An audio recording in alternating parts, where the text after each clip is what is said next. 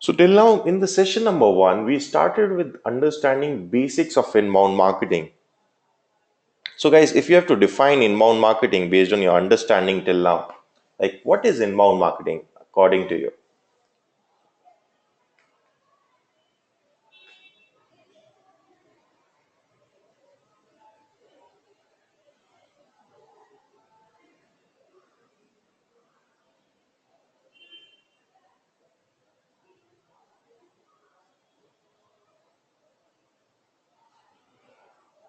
Because role of customer in the buying process have changed. Nowadays, customer is primarily in the research mode. So we saw the normalized plot of the customers in the digital world. So up to 95% prospects on your website are there to research, not to buy. But as many as 70% of them will either buy from you or from your competitors. So there is a huge potential to convert of these 95% customers. What they will do is they will drop off today and then again they will go on Google search or through some other ads of competitor. They may go there, they may delay their decision and all. But if you're able to structurally aggregate them, if you're able to create much more optimized web journey for them, you will be able to engage them in a much personalized way and you will be able to convert most of these guys as well. And there's a huge potential of converting 70% of them. So that's a huge potential, like as compared to 2 to 3% we are talking about in normal cases, this potential is 70%. So that's a huge possibility for any business. And this comes at almost negligible cost.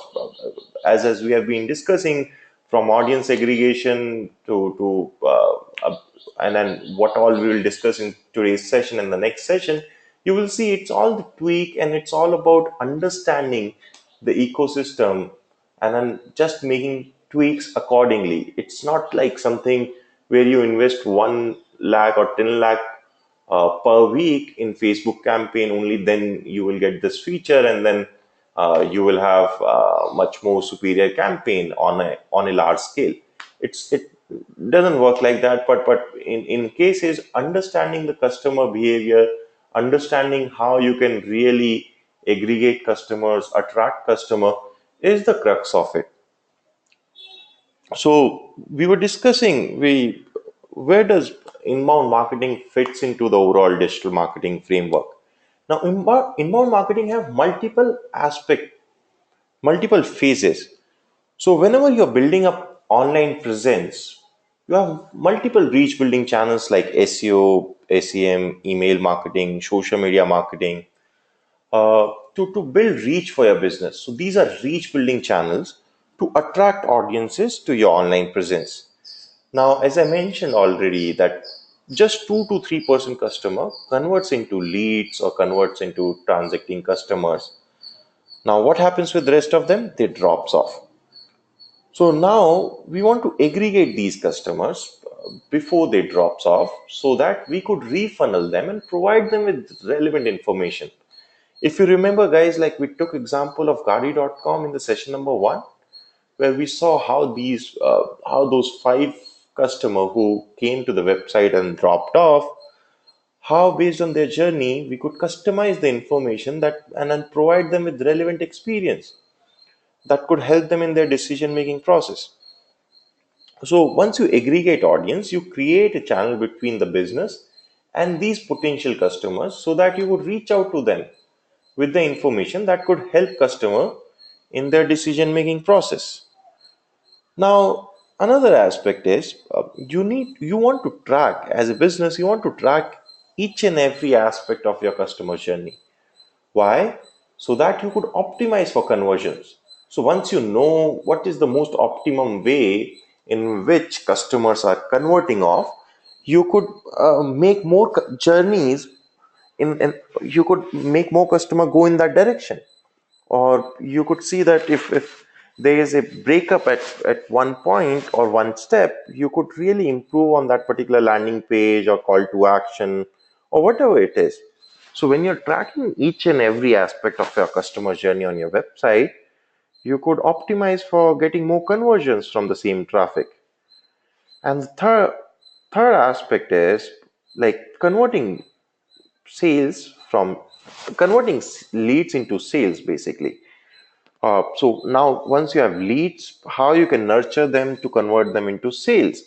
Or let's say you have leads, before transferring those leads to the sales team, how through a series of emails or communication you could make these leads understand more about your solution, so that they get in-depth understanding of what are the capabilities of the solution or the products that you're providing, and it could help them in converting of sales at a faster pace. So these are four different aspects of what we learn in the in while understanding where does inbound marketing fits into the digital marketing framework. Now, we have discussed already in the session number one how to attract audiences आने for a इन्हें कराओ business. आने कराओ We saw by taking a sorry lot of examples how mummy आगे को we तू कराओ looked they at नहीं પછી કેતી to नहीं तो जाने दे similarweb.com. Then we saw like for various क्यों businesses, like what बनती are the है तो sources they're बनवाना getting हो तो traffic from. We discussed few of the strategies as well. And task number one was all about creating a strategy to attract audiences for a business. Now, second session was based on audience aggregation. We saw what is audience aggregation. We saw there are two major upsides of aggregating audiences. First one being it supports your content marketing effort, and second is it provides you with a base set of audience. It provides you with a platform to engage potential customer over long term. So you could promote your content. If you have aggregated 5 lakh people, these 5 lakh people are the highly relevant people for your business because they got aggregated with you. They have interest in getting more content from your site. So you always get a huge readership out of the aggregated audiences at zero cost. Guys, let me mute everyone. Is it fine now, guys?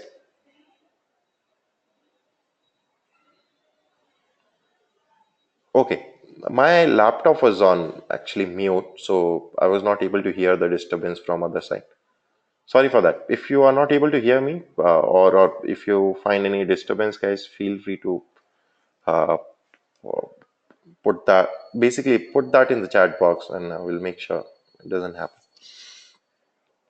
Now, basically, we saw um, once you aggregate audience, it's a great way, and at almost zero cost, multiple times you will be able to leverage that aggregated audiences to promote your content.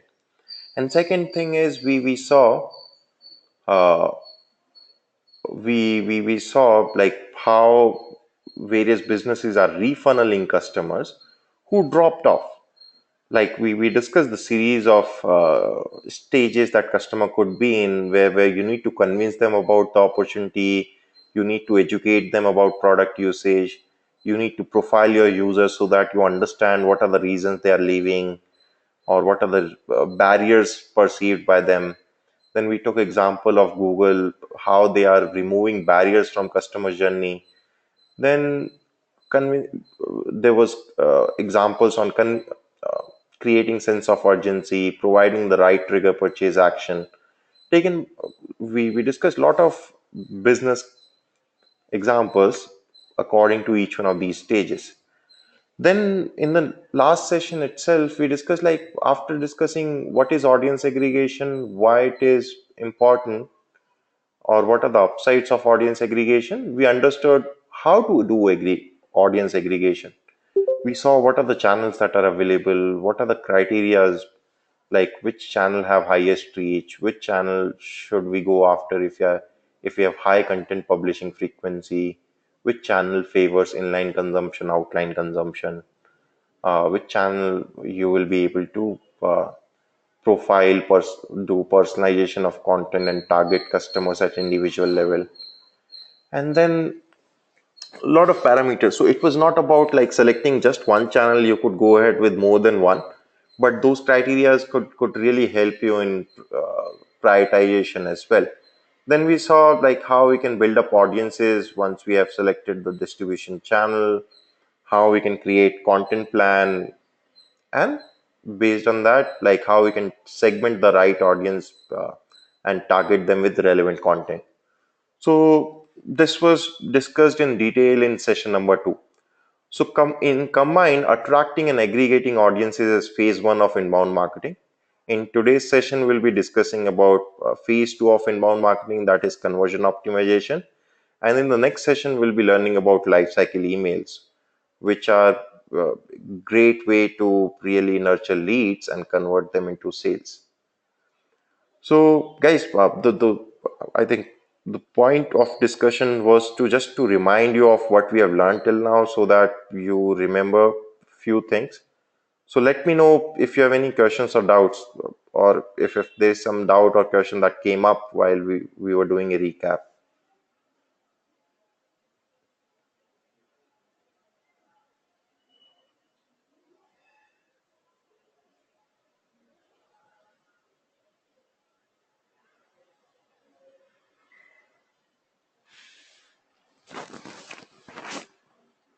Okay, that's great then.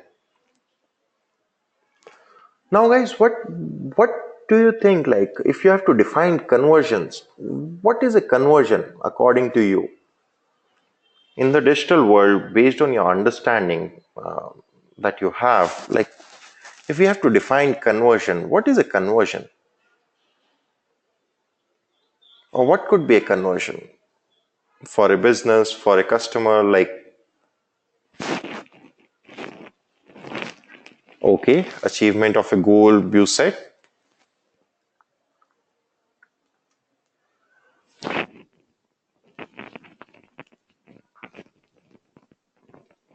Guys, in the digital world, what do you think? What could be a conversion for a digital business? Lead that is converted to sale, visiting a website for me, okay. Exploring new avenues, which goes, okay. Now, let's say for an e-commerce company, transaction could be conversion. Can we say that, guys? The transaction is a conversion that they could be optimizing for. But they may be optimizing. Let's say they launched a new category. Let's say Flipkart launched a new category and they want to bring awareness. So what they will be optimizing for? They will be optimizing to get more visits to that particular category.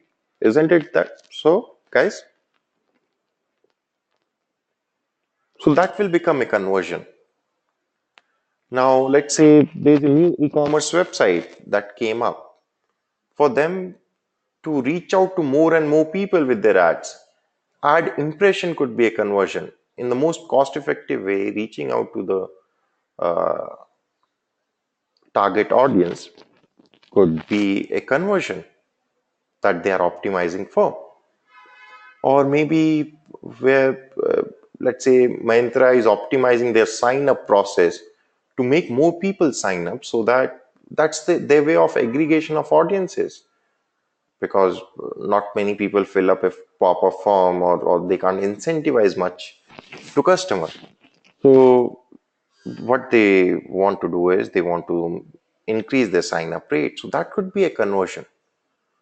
So the crux is any action that a customer could take in the digital world could be a conversion for a business, from your seeing the ad to doing the transaction till then. You're always converting. Now, another limitation in terms of how we see the digital world and how we see conversion in the digital world is we always believe that e-commerce is the only digital business. Now, what do you think, like, for, let's say, a news website like economicstimes.com, what could be a conversion, guys? Anything you could think of?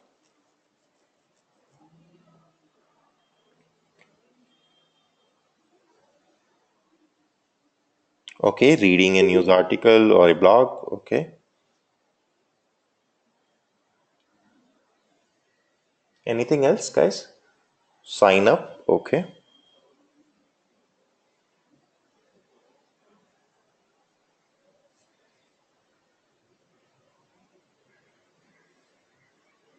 App installation. That's a good suggestion.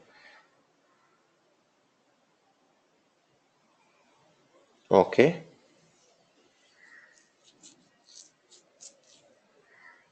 Yeah, for a news-based website like economicstime.com, they will be optimizing to engage customer. So a metric like pages per session could be a conversion. Maybe they want to optimize the website in a way where average pages per visit is almost three, and that could be one conversion. Another way to look at it is like average session duration. They want to increase the session duration of customers, so they will be optimizing. You must have seen on the right side they have most read, most commented, and all. They suggest you a lot of articles in between while you're reading through and all. The moment your attention is gone from the current article, you have at least 20 more articles with their headlines just beside that article to capture your attention. So average session duration of more than 2 minutes could be a converted customer for them, or maybe downloading the app, maybe subscribing, providing the URL, or maybe to comment, signing up, and then commenting. So there could be multiple conversion. Any action that customer could take could be a conversion. So for news-based website, it could be a different way to look at it. For e-commerce website, there could be different way to look at it. For different segments of business in the digital world, you will see that it's a completely different view that you could get about what is a conversion. Now, from a customer side, any action, any action that customer could take in the digital world could be a conversion for a business. That's something we can be sure about. How a business is tracking, or what event or what action business is considering as a conversion, there is a lot of subjectivity depending on what kind of a business, which industry, which geography, what their objective, various other things. But from a customer side, any action that customer could take could be a conversion. So in the digital world, as a user, you're always converting. Add to visit is a conversion. Uh, like where let's say e-commerce companies during sales time wants to drive huge traffic to their website, so they will be optimizing to get the cheapest traffic, because their mass product, at least for now, at least right now, they have almost penetrated to 70-80% of internet population. So basically, so they want to generate more and more traffic in the cost effective way and bring that to their website during the sales time. Or maybe in case of digital vidya, we want to generate more and more visits from search engine ads, because if a customer is searching for digital marketing certification, he is the most relevant person for digital vidya. We surely want to generate visit. So what we'll be doing is we'll be optimizing this ad, content of this ad with a bit of incentives, with lot of content. We'll be experimenting with content, bidding, timing of ad, all to generate more visits from ads, improving the CTR of the ad. Facebook post to visit or leads, like that could be something. If you have aggregated a lot of audiences on Facebook, you want to monetize it. So you will, anyone could be optimizing to generate more visits or leads from Facebook posts. Tweet to visit. We discussed this example in the session number one, where Dell have created this particular Twitter handle to provide exclusive deals on refurbished Dell products. Now, what happened in this case is they will be optimizing the tweet content of the tweet so that to generate more CTR. They will be scheduling the tweets at a time where it could generate more CTR, and you could see that limited quantities available is mentioned, and then it's non-ignorable. So that creates sense of urgency. So everything is done in a way to generate more and more visits per tweet, and that's the thing that they will be optimizing these tweets for. That will be their KPI. Then for newsletters, when customers sign up for email newsletters, you want to generate visits from these newsletters, either on your content, either on your sign up form, to convert customers into leads. So you want to generate visits from email. You must have seen like no email, like very few email are just for the sake of information. But most of the companies, what they do, particularly the newsletter emails that you get, you need to click on the link and then go to the website to read the blog post, or read through the information on the website. So email to visit is something which is being optimized in case of newsletter. Add to audience aggregation. You must have seen like Facebook page like campaign or Twitter follow campaign. These are campaigns where businesses are trying to aggregate, trying to reach out to the right audience and aggregate them in a cost effective manner. So they are optimizing for ad to audience aggregation. They will be making their ad as much attractive as possible. They will be targeting the customers in a way where most relevant customers, and then try to optimize the cost as well. Visit to audience aggregation. Now, not everyone will convert off, as always happens, and we saw in the session number one as well. Just 2 to 3% customer converts off at any given point of time. So we need to aggregate customers. Now, visit to audience aggregation could be one of the metric, and is one of the major metric that businesses are focusing on. Like they want to increase their sign up rate, they want to increase this audience aggregation rate. So in case of digital vidya as well, like while in session number two, while we discussing the task, we discussed like how digital vidya have like 7 8 different ways to aggregate audience when once they visit. Or when we discuss the example of we'll discuss the example of Kismetrics in today's session on how they've created website journey for their customer. Now visit to lead generation.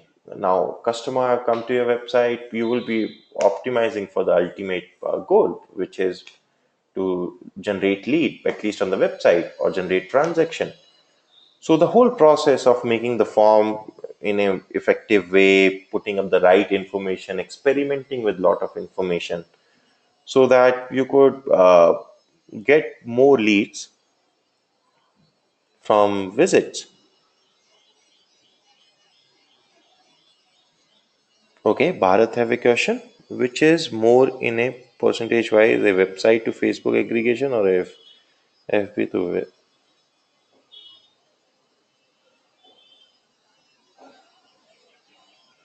Bharat, it depends. Like if you're writing high quality content and people believe that they need to follow you on Facebook to get that content daily or whenever you're posting, they follow you on Facebook. If they already follow you on Facebook, they never visited your website. But if you're sharing high quality content, people visit your website. So it's more of a cyclic process which fuel each other's rather than like one taking over other.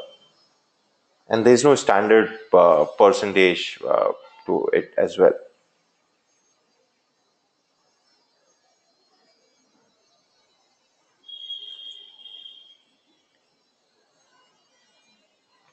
Now, lead to sales generation. You must have seen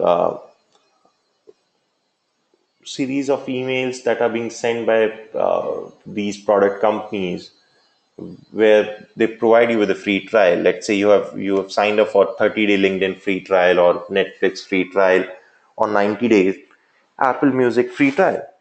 You get a series of email which makes you understand the platform, which makes you explore the product further, which generates your interest.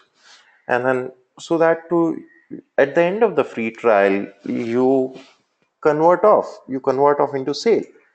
Or in cases where businesses are generating leads in the same way for B2B as well, they send you a series of emails to convert you into sales. So lead to sale generation could be a conversion as well. In case of Kismetrics, they provide you with 14-day free trial.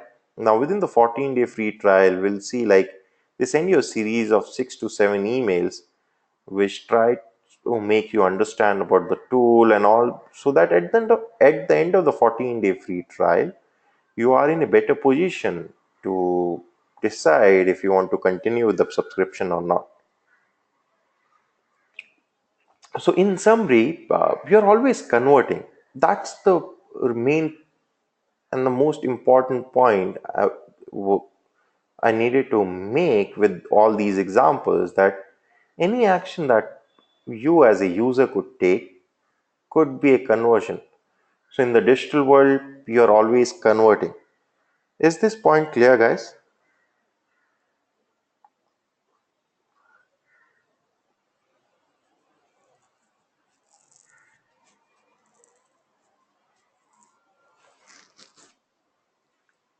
Okay, that's great. Now, when this thing is clear, now we need to understand what customer expects when they come to our website. When you visit a website, what do you expect, guys? Like, what are your expectation from a website? Let's say, to take up example, let's say you are on flipkart.com on a product page.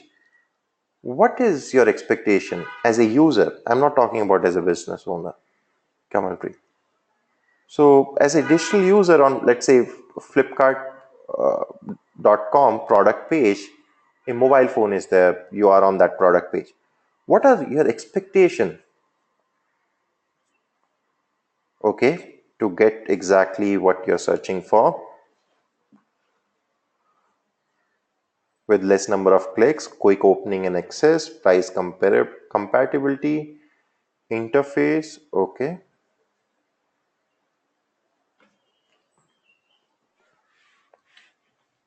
recommendations, okay. So first thing is you want lot of information, not unnecessary information, but useful information, because that will help you in your research. And since session number one, we have been saying that majority of the people are in research mode, so they are looking for information. So that's the primary requirement. Like, you get onto flipkart.com product page or any page, you require information. The more useful and accurate information a business could provide, better it will be for your decision making process. That is the first part. Second part is you want friction free experience.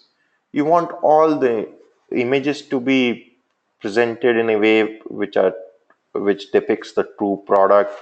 You want return policy, refund policy. You want basically a friction free experience where within a single click or within uh, 2 3 clicks you are able to convert off. Now, you want minimum risk, you want to minimize the risk, so you want user reviews to be there. Again, refund policy, return policy also helps. Authentication of the product. Now, what else do you require? There may be several questions in your mind about the product. You want the on information on the page which could address those questions as well, either as FAQs or either in the content itself. Maybe and you don't want to do work, you don't want to click to you don't want a business to make you click more than 3 times or 5 times to complete a transaction. Every time you need to sign up or you need to change the address on Flipkart, like, you remember like how difficult it seems like when you're changing the address. So there are important points around customer psyche, guys. If you remember these, that's all. Like, this session you will always find helpful in anything you will do with digital business. So just remember these 6 points we'll discuss right now. So first point being, majority of the people are not ready to buy yet. We have been discussing this since session number one. So up to 95% of the prospects on your website are there to research, not to buy. So people are primarily seeking for information. So more accurate and relevant information you provide to customers, more personalized information you provide to customers, better are their chances of converting off. So that is the first point. Now, second point is majority of the people are risk averse.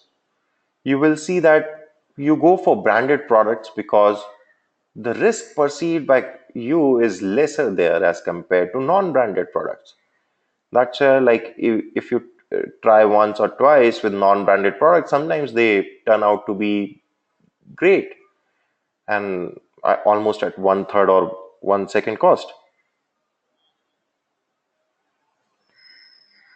Bharat, even if you're visiting, let's say you visited iPhone 8 page fifth time, iPhone have a lot of information available on different sources, so you don't require much information from a e-commerce website. But let's say even if what could be a reason of visiting a particular product page for the fifth time?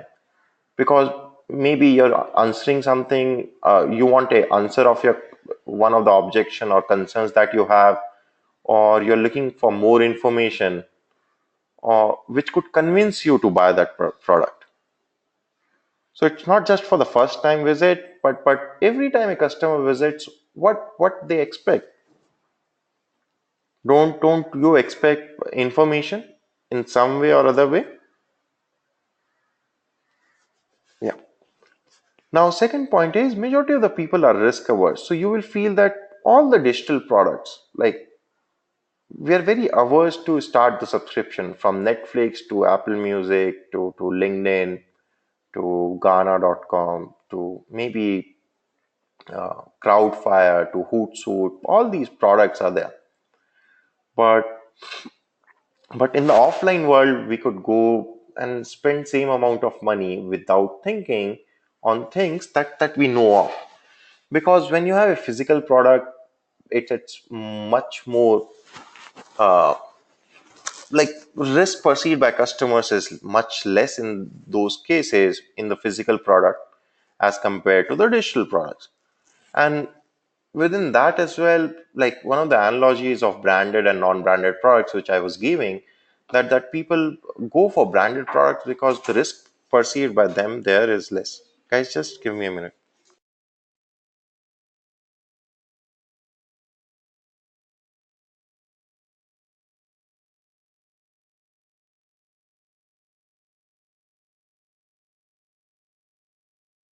So with the branded products, you have certain level of guarantee.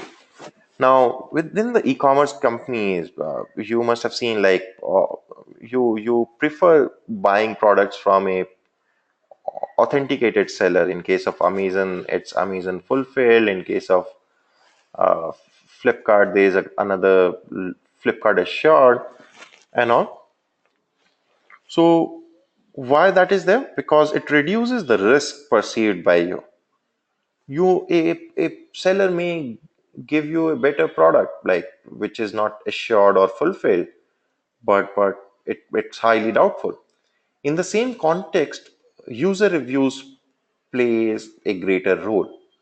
Like if you find 4 or 5 one-star reviews about a particular product or a particular seller, you are very averse to buy that product. As compared to if you see 15 good reviews, 5-star reviews, and you feel good. And then there is more probability of you buying a product. So, and then obviously there are a lot of other factors as well. If you want to buy a fridge, you will have different sets of questions. You will have different risks that are perceived by you. If you are buying a mobile phone, there will be different way to look at it. What we are discussing is the core characteristics of customers, core customer psyche in terms of how they look at the product. So in the same way, like in the you must have seen in the app store, like buying a paid app is the most most difficult task altogether in terms of decision making for you. Even if the app is of 10 rupees, 15 rupees on Google Play Store, but people are really not buying those apps as well, even if that could really increase the productivity of them because of the risk averseness. So this is the second point, one of the crucial point altogether. Now, third point is nobody wants to think. So when you go to, guys, I'm giving you e-commerce example because that is the easiest one for everyone to grasp. Okay, as well as it contains all these important points. So basically, when you go on Flipkart or Amazon.in product page, you want all the information to be there. You want the best pictures to be there. You want the return policy, refund policy, best price, financing options. You want specification of the product, description of the product. You want detailed specification of the product, user reviews. Everything should be provided in a way where you don't have to think.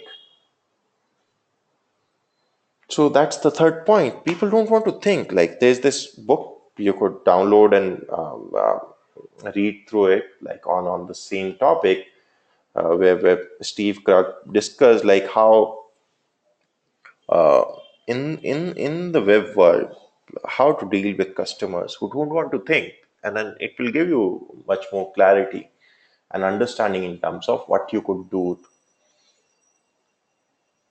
Now, just a minute, guys.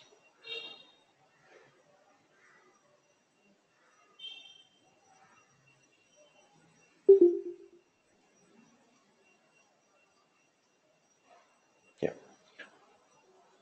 So, fourth point is don't make me work. Like if you give like let's say tomorrow if you are signing up on the Digital Vidya's website for a webinar, and if you get this kind of a form, obviously it contains credit card. It will not ask for your credit card information, but let's say these many fields are there, which is asking about your information.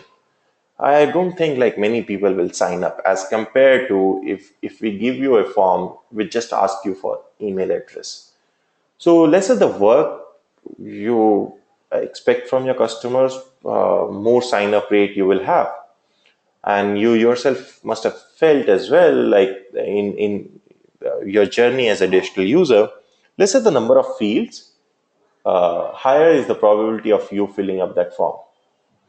So people don't want to work in the digital world, like you, and then that's one of the basic philosophy in the of people like of UX and UI designers is to reduce the number of clicks that customer needs to do to buy the product to less than three.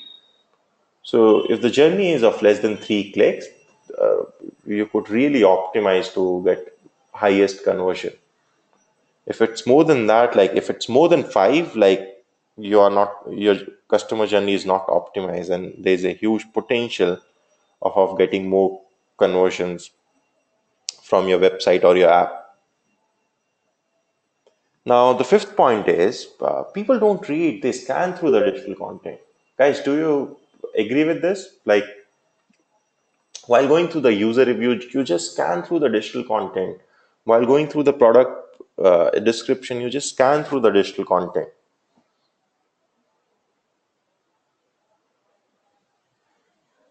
Guys, do you agree with this? Or, like, do you read word by word? Very rarely, depend on very rare content, like which engages you so much that you can't resist. Only that content you read word by word, and maybe one or two lines or three lines after that again scanning starts.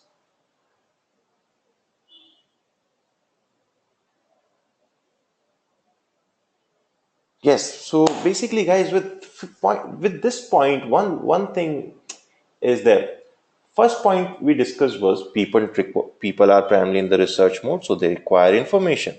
People have lot of questions. See, 95% of the customers are in the research mode. They require information, but don't want to read. They just scan through the content. Now, people don't want to work as well. They will not, scrolling down is also a work. Okay. Now, people don't want to think as well. So, if you provide them with long content, they will need to think through a lot. So it's all a dynamics where we'll see as we move forward how to go around and create a compelling case for converting of more users. But these are important factors around customer psyche that really gives a glimpse into what really each one of us expect uh, when we visit a website. And the sixth and the most important point being there could be multiple blocking questions or concerns in customers' mind. What is it? Basically, what the product or the solution is all about, starting from there to is it for me? Like once they understand the solution, they will look out like, is this solution for me? Like how it fits into my requirements. Then what's the risk? What does it cost? Is there a free shipping? Is there a refund policy, return policy? And thousands of more questions could be there. So there could be multiple blocking questions or concerns in customers' mind. So these are six major points around customer psyche, guys. If you remember these, like you will have the crux of today's session. Majority of the people are not ready to buy yet. Majority of them are risk averse. People don't want to think. People want friction-free experience. People don't read. They scan through the digital content. And there could be blocking questions or concerns in people's head.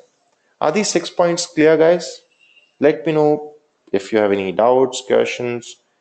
If any of these points are not clear, we can discuss further. Are these points clear, guys?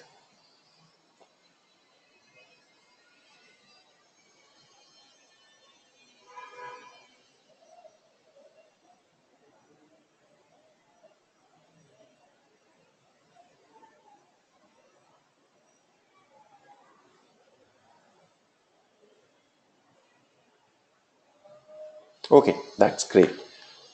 Now let's move forward to understand like now we saw like any action that a digital user could take could be a conversion. Then we saw like what do customer expects when they visit the website? What are the important factors around customer psyche? Now what to do? So Nikita will learn how to how to solve the blocking concerns and all, and basically how to address the questions in a structured way on a landing page to make conversion-oriented landing pages. Now, what to do of the information that we discussed till now? So basically, first thing is we need to understand we can't push customer for the sales in the first page itself. Let's say customer visited your website, the first page itself you're pushing them for sales. In the offline world as well, like if you visit a store, let's say if you ever visited one to buy a mobile phone or a fridge or any electronic gadget or anything or a car maybe, if you get the sales guy who's pushy without understanding your requirements, if he's suggesting or he's compelling you to consider a option, you will be pissed off and you there will be lesser probability of you buying that car. But if the sales guy you get understands what your requirements are, and based on what your preferences and based on your preferences and requirements, if he suggests don't if he not direct but suggest few options to you to choose from, you will have a better experience and it will increase the probability of you taking a decision to buy a car that day. So, in the same way, in the digital world, when a customer lands onto your landing page, you need to provide them with the information which makes them understand what your solution is, which makes them understand like how exactly your solution solves their issue, and then pushing them for sales. So it's all about online persuasion. As in case of the effective sales guy in the offline world, in the digital world, you need to be persuading customers with the content available on your web pages. So it's all about user flow and then moving people with persuasion. So ultimately, what all we are doing is, guys, every digital marketer have a role to play, but ultimately what we want to do is move people from entry point to goals. Entry point could be an ad, could be a landing page, could be a blog post, could be a home page, and goals depending on what the objective you're optimizing for. Ultimately, what we want to do is we want to generate sales, leads, trials, transaction. So it's all about moving people from these entry points to these goals, and then that's what the whole crux of what any digital business wants to achieve. So how to do that? First thing is you need to map user flow to a funnel. So when your users are coming to your website, they are taking certain action. If you map that user flow to a funnel in the way that you could see on my screen, using this is a screenshot of Kissmetrics, which is a web analytics tool. So by mapping user flow to a funnel, you will be able to visualize what are the steps involved in the overall journey, how customers are moving forward from one step to another, and how many customers are dropping off or how many customers are moving to the next stage, and what is the step conversion rate, what is the overall conversion rate. Like what you could see here is like uh, this particular funnel have three steps: customer who visited the website, then customer who signed up, and then customer who created a survey. So obviously for a survey creation service, this funnel is created. Now you could see that 16,665 people visited the website, 851 people signed up on the form, 769 people created their first survey. Now overall conversion rate is 4.6. Now you think, okay, I need to work on improving the conversion rate. It needs to be at least 8%. So where to work on? Maybe these are the guys who dropped off. Ask them like, what are the barriers perceived by them? Remove their barriers. Or maybe here it's 5.1. Even if I increase it by just 2% or maybe efficiency, it will really improve. It will create a huge impact altogether in terms of the volume. So what could be done? Either you could change the targeting of the campaign to get better visitors. That could be done, guys. Second thing that could be done is that can be done is like changing the sign up form, tweaking the information on the sign up page, so that to see like uh, if you're able to better convert off people with a new sign up form or information on the sign up page itself. So, mapping user flow to a funnel will help you in visualizing how your customers are moving forward from one step to another and what can be done at what stage to improve the performance. Is this point clear, guys?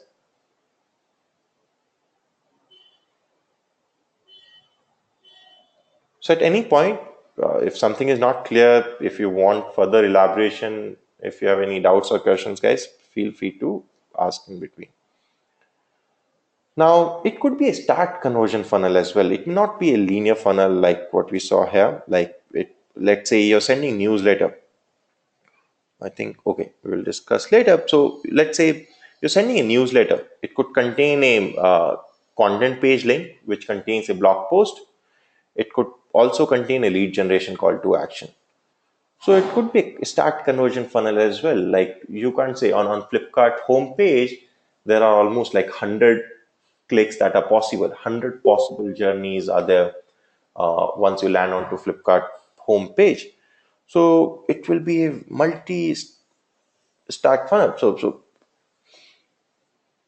multi-step funnel altogether, and then so that is possible as well. So you need to create that funnel to understand how exactly customer is flowing from one step to another, and you will be able to optimize and then remove the journeys which are not effective ultimately. Now let's take up example, guys, example of Kissmetrics, how they have created user flow on their website. Now, and what are the things that they have done to have a benchmark in our mind. that we just talked about user flow. That is the first and the fundamental part of how we should look at customer journey. So let's create a framework in our mind by using this example. Now, Kissmetrics is a web analytics tool. Most of you must be aware about what web analytics is, guys. I'm not sure if you have attended the web analytics module, so I just want to reconfirm, guys. Guys, are you aware about any web analytics tool like Google Analytics, or are you aware about web analytics in general? Let me know if you need any explanation. Okay, so we don't need to. You don't need to attend that module, but just to understand, to track customer journey on the website. Okay, let's say you have your website. You want to track what action customer is doing, which pages they're visiting. A web analytics tool comes handy in that case. So there is a tracking code that you need to implement on your website, and then these kind of tools, Kissmetrics, Google Analytics, Mixpanel, all these tools are able to track your customer journey and can tell you how many people visited today, what were the sources they visited from, how many came through Facebook, how many came through Google, how many came through organic Google listing, how many came through Google search ads, how many came through Google display ads, and all. So they track the sources, they track customer journey, they tell you uh, how many time customers spend on an average, how many pages they visited. So all the aspect of customer journey on your website could be tracked through a web analytics tool. So Kissmetrics is one of them. Now, what happens is like their strategy is to write high quality content around digital marketing, because who will be their clients? Digital marketers will be their clients, guys. So they write high quality content to attract audiences. Now, it may not be directly involved. They may be talking about ads and all. They may be talking about how to optimize customers' journey and all. Uh, but ultimately, the solution is providing web analytics services to companies. So, but to drive traffic, the strategy is working out of writing high quality blogs. So most of the traffic is free, like out of overall channels, they're doing just paid marketing on Google search, and that to contribute to just 0.09% of 42.12% of overall traffic. So it's negligible, like almost 100%, we could say 100% of the traffic is organic. Now, how they do get, they get that. So they, as I mentioned, they write high quality content on digital marketing tools, techniques, and strategies. So they rank greatly on Google search for different sets of keywords related to digital marketing. They have aggregated a lot of people over last few years on social platforms, particularly Twitter and Facebook. So they are able to generate traffic from there as well. They have aggregated people over email, so through newsletters they generate traffic. They get a lot of backlinks. Their articles get a lot of mention and all, so that generate lot of um, traffic as well. And people have recognized Kissmetrics as a platform where they could get high quality content, so they come directly to their website as well. So very less number of people visit their uh, website homepage. One of the major thing is the most common entry point on Kissmetrics website is the blog page, because people come to read the blogs on Kissmetrics. So the most prominent entry point on the website is a blog page. Now, this is one of the typical blog page of Kissmetrics. Now, guys, how many next steps can you see on this page?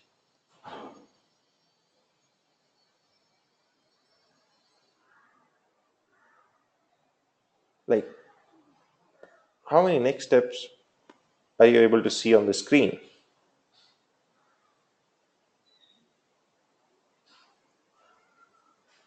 Okay, guys, am I audible now?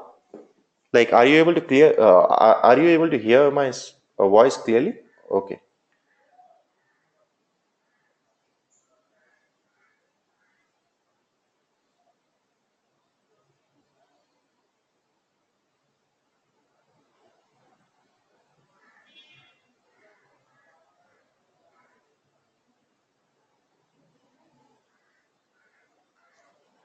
okay. So basically, let's discuss this. Okay, so obviously there are social engagement that could happen. There is top navigation as well. The prominent call to action is this one, where customer could provide their website URL to sign up on Kissmetrics. It says Google Analytics tells you what's happening. Kissmetrics tells you who is doing it. So Google Analytics is Google's analytics tool, which you could utilize, which is again free of cost. But in case of Kissmetrics, they provide you with a 14-day free trial. It's a paid tool. So you need to provide your website URL here. Click on login with Google. You will land onto a page where it will ask you for more information. Okay. So Kapil filled up his information at that time. So it asks you for your name, company name, website, telephone number, email address, password. So that to create this metrics account. Then if you click on the call to action, you land onto this page, which provides you the JavaScript code that you need to integrate in your website.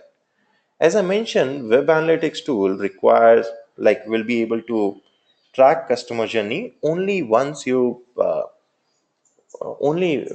are able to implement the JavaScript code.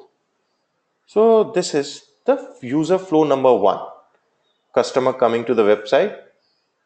The most prominent entry point on Kissmetrics website is a blog page. So customer coming to the blog page, uh, seeing this particular form, seeing this particular call to action, putting up the website URL, filling up the form, going to this tracking code, implementing it. This is user flow number one.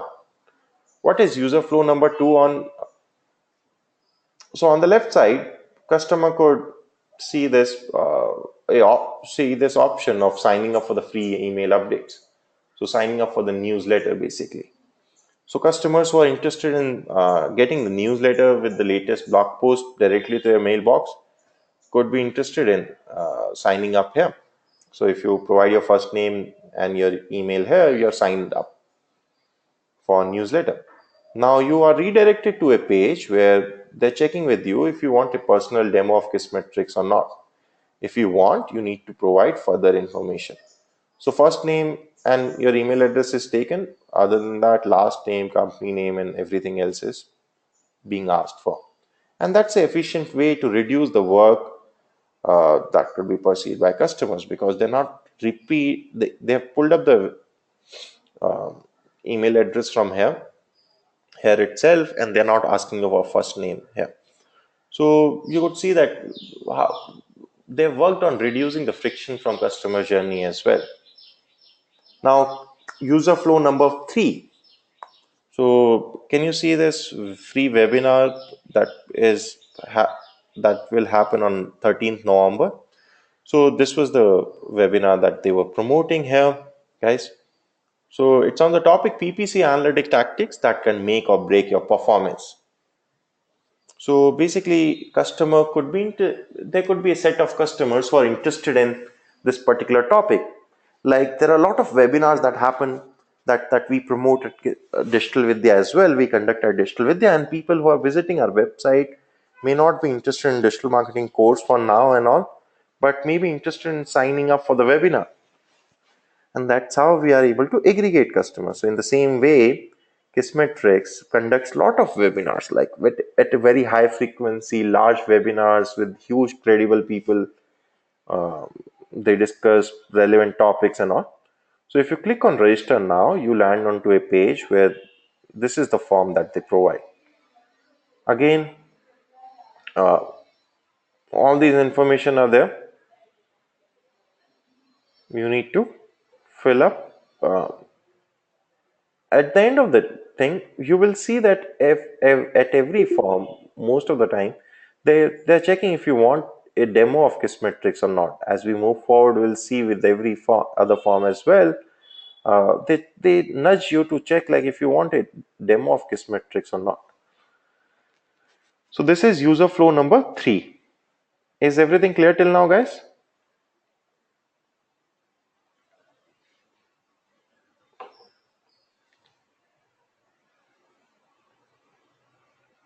Okay. So user flow number 4 is, let's say a customer is reading through the blog page. That will be the major user flow, guys, but because of the layout, I just discussed the initial 3 one. So now this particular blog post is, so there was a webinar that happened on the topic how referral programs could be utilized to drive customer acquisition. Okay. Where friendbuy.com is the company whose CEO Tony Mariotti came and discussed how they utilized referral programs to drive customer acquisition. And this particular blog post is summary of that webinar. So that webinar must have been like 1 hour or 2 hours. And this particular blog post is summary of that webinar. So customers who are interested in this topic will be reading through the blog post. Now at the end of the blog post, there is an option provided to customers to view that particular webinar video. So that is user flow number 4. Customers who are interested in viewing the webinar will click on view the webinar, will land onto this page, which you would see on the right side, where they're explaining like what customer could expect from this webinar, what was the topic, what is the profile of the people, and all. And all you need to do is you need to provide your email address. And again, here they're checking if you want a demo of Kissmetrics or not. And click on view the webinar and video will start running. So that is user flow number 4. User flow number 5 is they're providing you with a free guide on how to measure and fix your leaky marketing funnel. So they understand that the primary audience that visit here is and who have not interacted, let's say, with any of the call to action, any of the 4 user flow that they have created before it. This could be a broader appeal, like this could be a content which could have a much broader appeal than any of the 4 incentives that they provided above, which is a guide on how to measure and fix your leaky marketing funnel. And this is a free guide. People could click on get free download now, and they will land onto this page where they're making sure customer understand what they could expect from this particular guide. Like marketing funnels can get pretty leaky. Instead of funneling prospects into becoming customer, it's more like throwing gumdrops at the wall hoping they don't bounce off. So basically they explain like why it is important to look at things and how you will be able to fix the funnel and all. And all you need to do is you need to provide your email address to for them to send you free guide. Again, they're checking with you if you want a demo of Kissmetrics or not. So this is user flow number 5. User flow number 4 was viewing the webinar. User flow number 5 was downloading the guide. Now, what is user flow number 6? User flow number 6 is when you're trying to exit the website, there is a pop-up that comes up. Let's say you haven't interacted, you read through the blog page and then you're trying to exit. Okay, you haven't signed up on anything, you haven't aggregated, you haven't signed up on the platform, you haven't interacted with any of the user flow, 5 user flows that we have discussed. So there is a pop-up that comes up which is providing you with a free case study. It says aggregated data is kind of worthless. How to extract real results from all your marketing channels? Get the free case study. Yes. So basically, they're trying as much as they could in a very structured and proper way, utilizing the overall funnel that they're getting visitors through the mainly the content that they have built up. on their blog post, from social media platforms, from email, newsletters, from search engines, people coming directly to their website. They're getting huge traffic on their blog pages. And on their blog pages, they've created these 6 user flows to engage customers, to aggregate them, to make them sign up, and to not let them go, like to provide them a diversified option to really engage them all together. So that's their strategy to engage, and that's how they've created effective uh, customer journey on their website. Is this example clear, guys? Let me know if you have any questions or doubts. So this was just to give you overview in terms of how the user flow could be created in a very comprehensive way. When we think of user flow, we just think of, let's say, an e-commerce website, or a at max news based website. But different website could create an experiment with different user flow. You must have seen for Airbnb, it's one of the most efficient user flows that they've created. And then people are uh, really like companies are evolving fast in that direction where they want to provide best experience to customers, and then user flow have seen tremendous growth altogether in terms of the efficiency and the experience that it provides to customer. So so everything is a landing page and a spread. Like, this is another topic. So basically, by definition, landing page is the first page that customer lands onto when they visits your website. Now, typically the role of landing page is to convince customer about your solution, about the capabilities of the solution, how it fits into your requirements, so that you move further into the website and do the next step. That's the role of the landing page. So earlier, people were focusing more on landing pages, and then website pages were normal, and there was no coherent strategy. Now, every page needs to be as compelling as a landing page, because every page needs to engage customer at the level, at the same level, to really make it much more meaningful for customers. So everything is a landing page in a spray.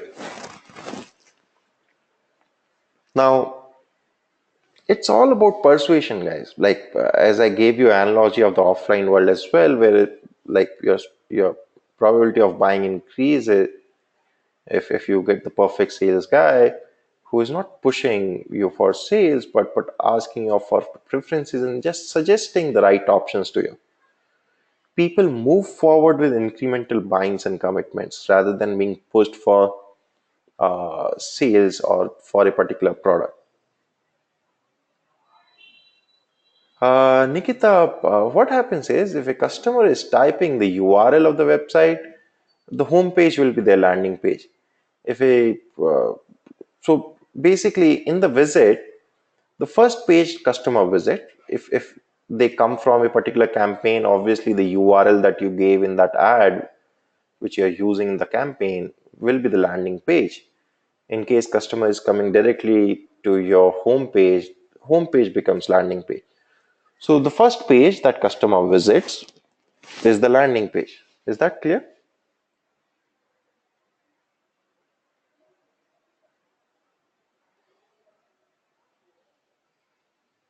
Nikita? Does that make it clear?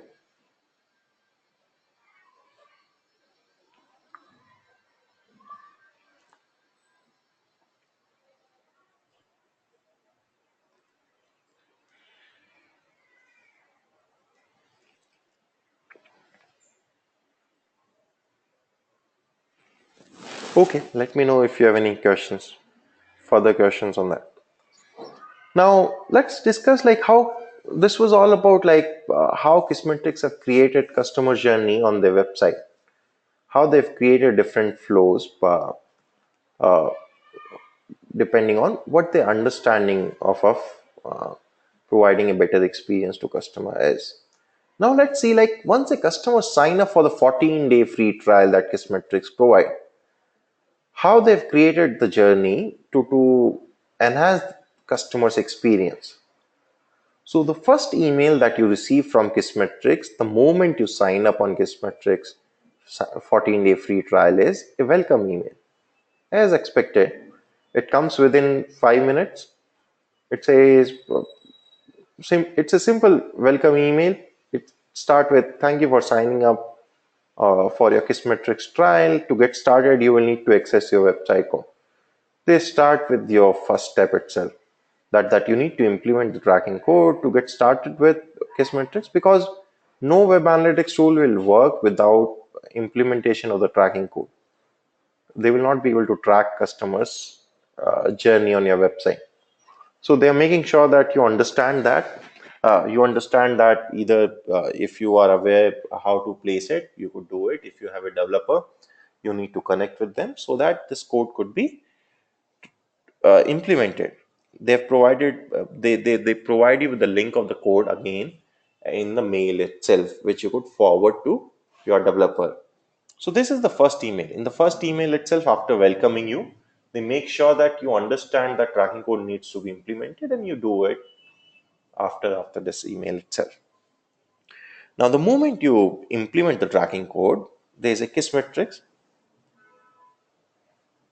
Nikita, there's no need of developing the code. It's an auto-generated code that Kissmetrics gives you.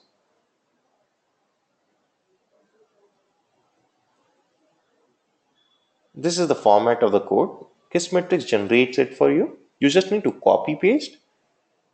You just need to copy from here and paste it in the header of your website. That's all.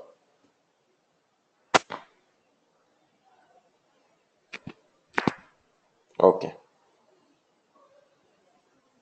just a minute, guys. Let me go back to that slide. Yeah.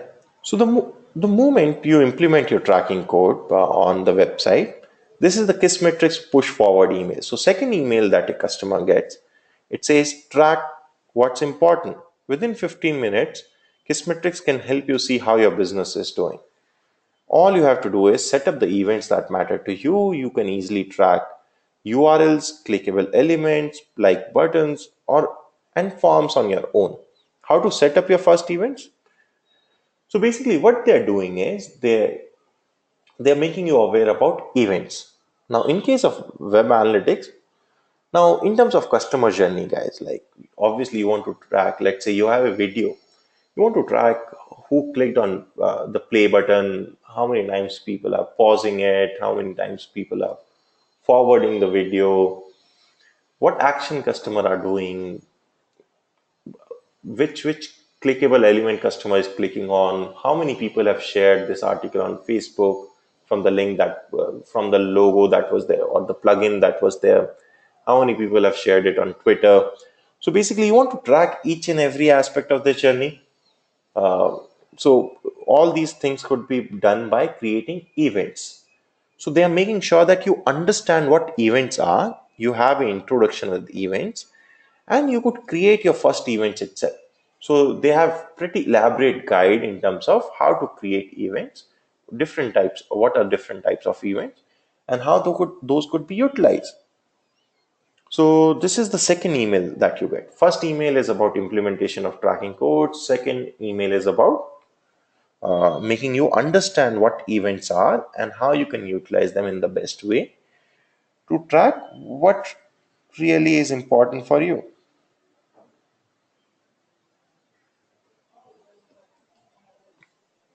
Now, the third email. Now you have implemented the tracking code, you have set up the event. So basic tracking is done. Now, how to get the data out of Kissmetrics and utilize it to generate business insight. So you will see that in 14 days, they need to make customer start with Kissmetrics by making them implement the tracking code, starting with custom events. Then they need to make customer understand how they can utilize Kissmetrics. So in the third email, they are doing this. It says the simple question that produces profound results if you ask it. it says, Manas, where is your business coming from? Most people never analyze the origin of their business, which is actually a two-pronged question. Where are my customers coming from? Where are my best customers coming from? So what they're talking about is Pareto rule, like 80-20 rule, which says, like, which is followed by most of the natural processes as well. So basically 80% of the like in case of business as well, like 80% of your business comes from 20% of your client, and rest 80% of your client contributes to the 20% of your business. And so they're talking about that. So with that, it really is important that you go through and understand where exactly your business is coming from, which location your clients are coming from, and where does top 20% of your clients are coming from, so that you could tweak your campaigns, you could target the of customers in the location where your 20% of the clients are coming from. So this is in one way you will be able to utilize the information that you can get from Kissmetrics. That is one part. Now second part is like email number 4. Email number 4 is again, it's promoting Kissmetrics. It's making you understand what you can do with the data that you are able to get through Kissmetrics. So they are talking about cohort analysis. So they are introducing you to a cohort. Like, what is a cohort? Cohorts are groups of users who share common characteristics. For example, users who sign up during a given time period, say everyone who signed up between 1 and 7. So basically, you create groups of people with common characteristics depending on whatever variable that you want, and analyze them. So once you are able to analyze, this is how you will be able to generate insights and all. So they are explaining the whole process in detail to customers. So once you have implemented everything, they're making sure that you understand how better you can make your digital business if you try to analyze the information that you can get from Kissmetrics. So email number 3 and 4 were all about that. Now, email number 5 is a typical relationship email, which is a newsletter in this case. So, latest blog post they had, they send it to customers so that to engage them, because they write high quality content. So, they could get readers for the content as well, and customer could have a different engagement altogether. And the sixth email was like after Manas didn't sign up for the paid subscription after 14-day free trial got over, the email from Bio Atwell came to him, who is account executive at Kissmetrics. It says, "Hey Manas, I'm sorry I haven't been able to reach you, but that's okay. We know how busy we can get. Please keep my contact info on file. Let me know when it's a more appropriate time to evaluate Kissmetrics for your site. Feel free to reach out to me if you would like your trial reactivated. If you have any questions, if you would like to see a live demo of Kissmetrics, or if you would like to talk to someone about web analytics in general. Wish you the best. Hopefully, we can work together in the future." So basically, you can see like they have created user flow on the website. Like we talked about 6 user flow. Now they after you have signed up for the free trial, they send you a series of email first to make you implement the basics so that Kissmetrics is able to track, then making you aware about custom events and all, making you aware about how you can utilize Kissmetrics data to generate business insights. And after that as well, they're not pushing you for sales once your 14-day free trial is over. In the first half of the email, Atwill is building up conversation.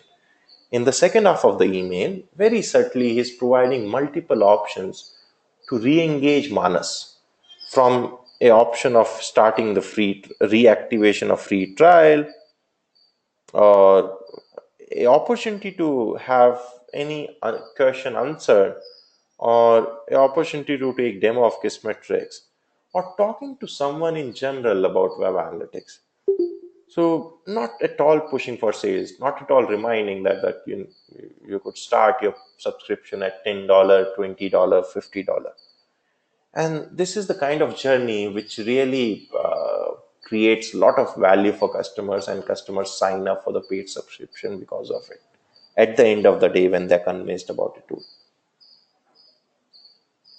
Guys, what do you think? Like, will you be signing up? Like, if you had like, is this the journey better, or if those emails that you get like $99, $15, like even if you give offers and all, offers really works in those cases where customer is convinced at least half of the way that this tool is required, this service is required.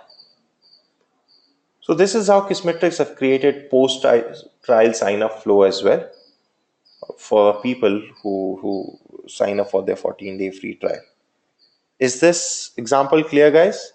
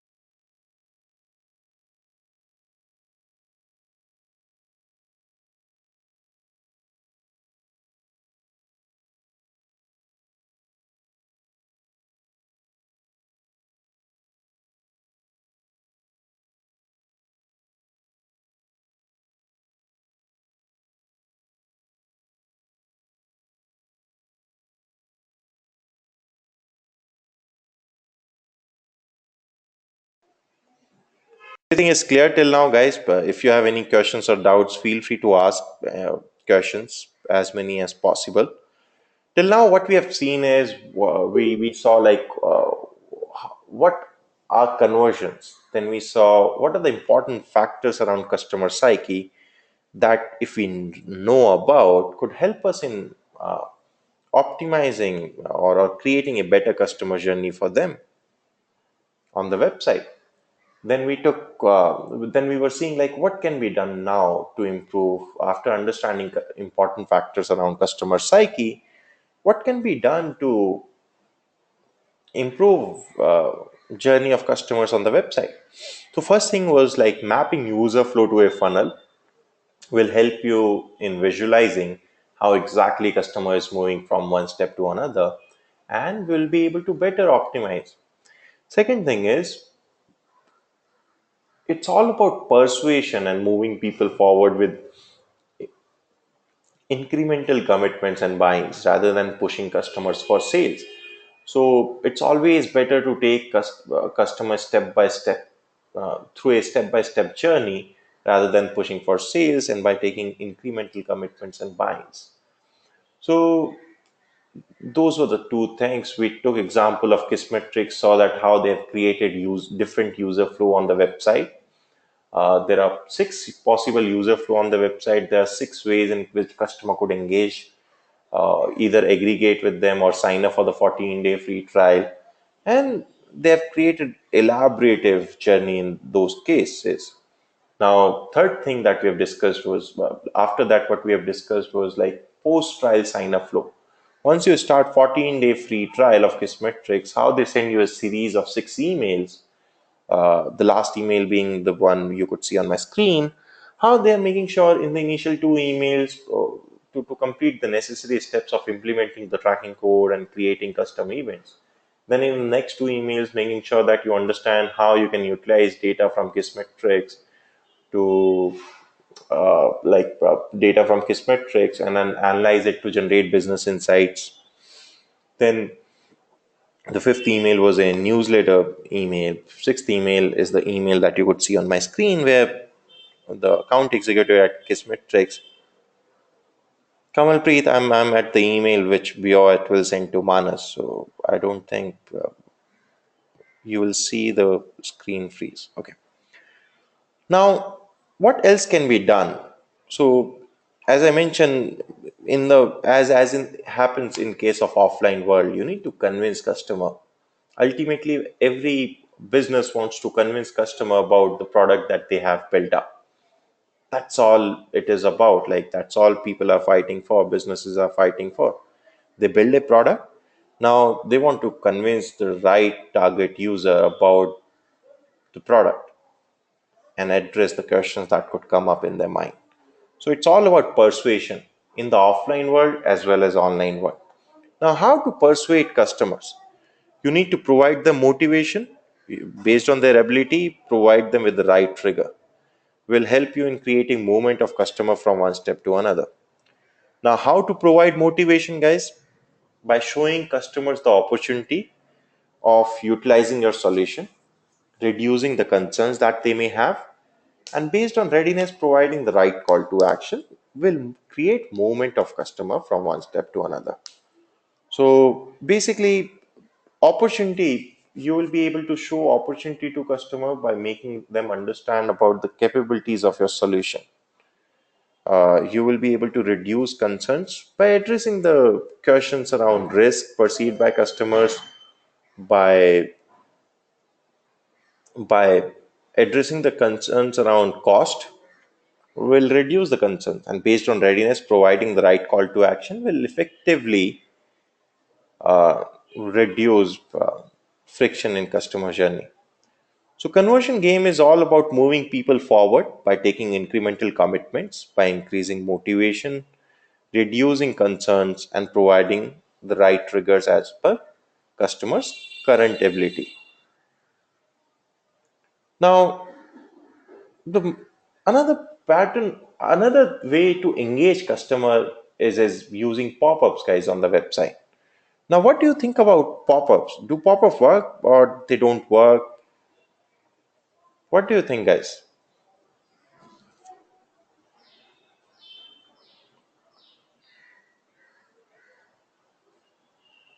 Okay, as a digital user, what is your experience with pop-ups? Like, do you find them irritating? Do you think that they hamper the experience that you're having on a website?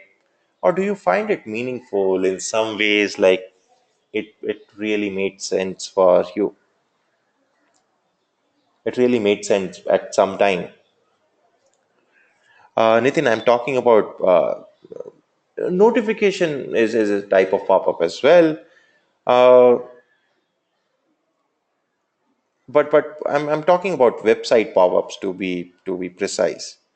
And then if you want to include, like you could include browser push to extent in that.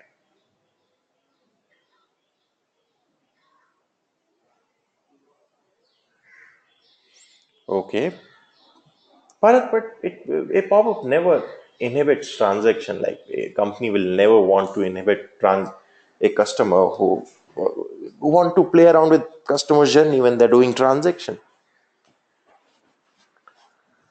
So guys, anywhere, on any website, were you able to find a pop-up which was relevant to you? Can you uh, uh, can you share any example if you've seen any website where you saw a pop-up and you had a good experience?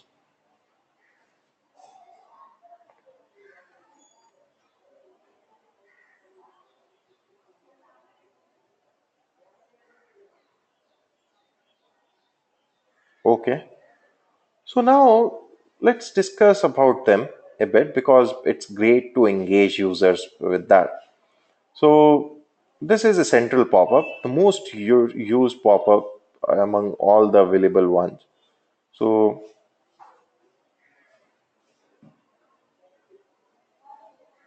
okay. Got it, Neha. That could be helpful. Yeah. So this is a central pop-up, guys. The most commonly used pop-up. Second major type of pop-up that is being used is a site pop-up. It could be a slider one, it could be a static one, but this is the second most used pop-up type by people. So these are two major version of pop-ups that are being used by industry. Now, what are the pro and cons of pop-ups?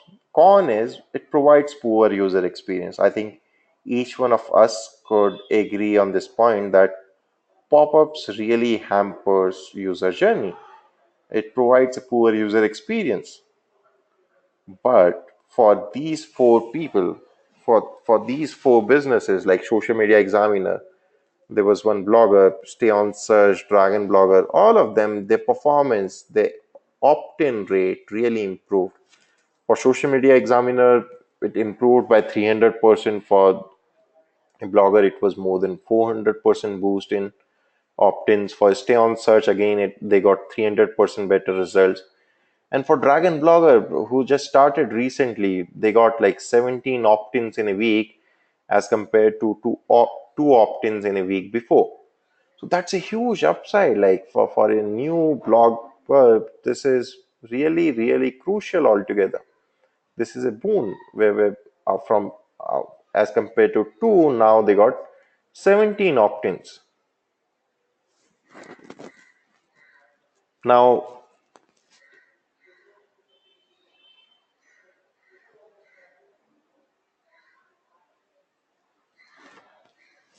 what is the consumer's psyche to click on the pop-up?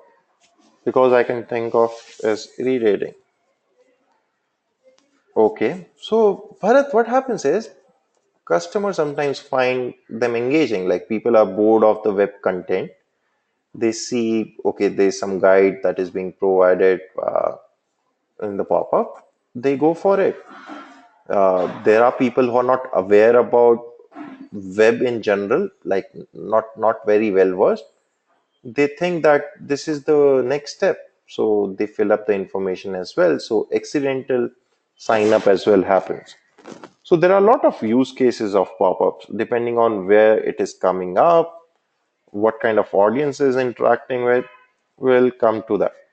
So these are pro and cons. So one thing we can be sure about is it provides you with poor user experience, but it performs better. Okay. For businesses, it really works better. So how to create a balance between these two? How to reduce the effect that pop-ups have on poor user experience? So one thing is, if we let our customer get comfortable on the website and then show them the pop-up, will that help, guys? So let's say only when a customer has spent more than 2 minutes or 3 minutes on the website, we'll be showing them a pop-up rather than showing a pop-up at the moment that customer lands onto the website. Will that help?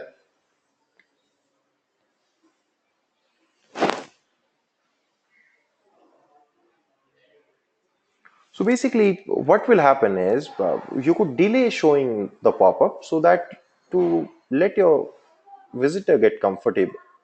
What will happen in that case is you will be able to filter things two ways. First, you will not hamper user experience of people who is visiting a website on a for a short duration, maybe 1 minute, 30 seconds, and anything below 2 minutes.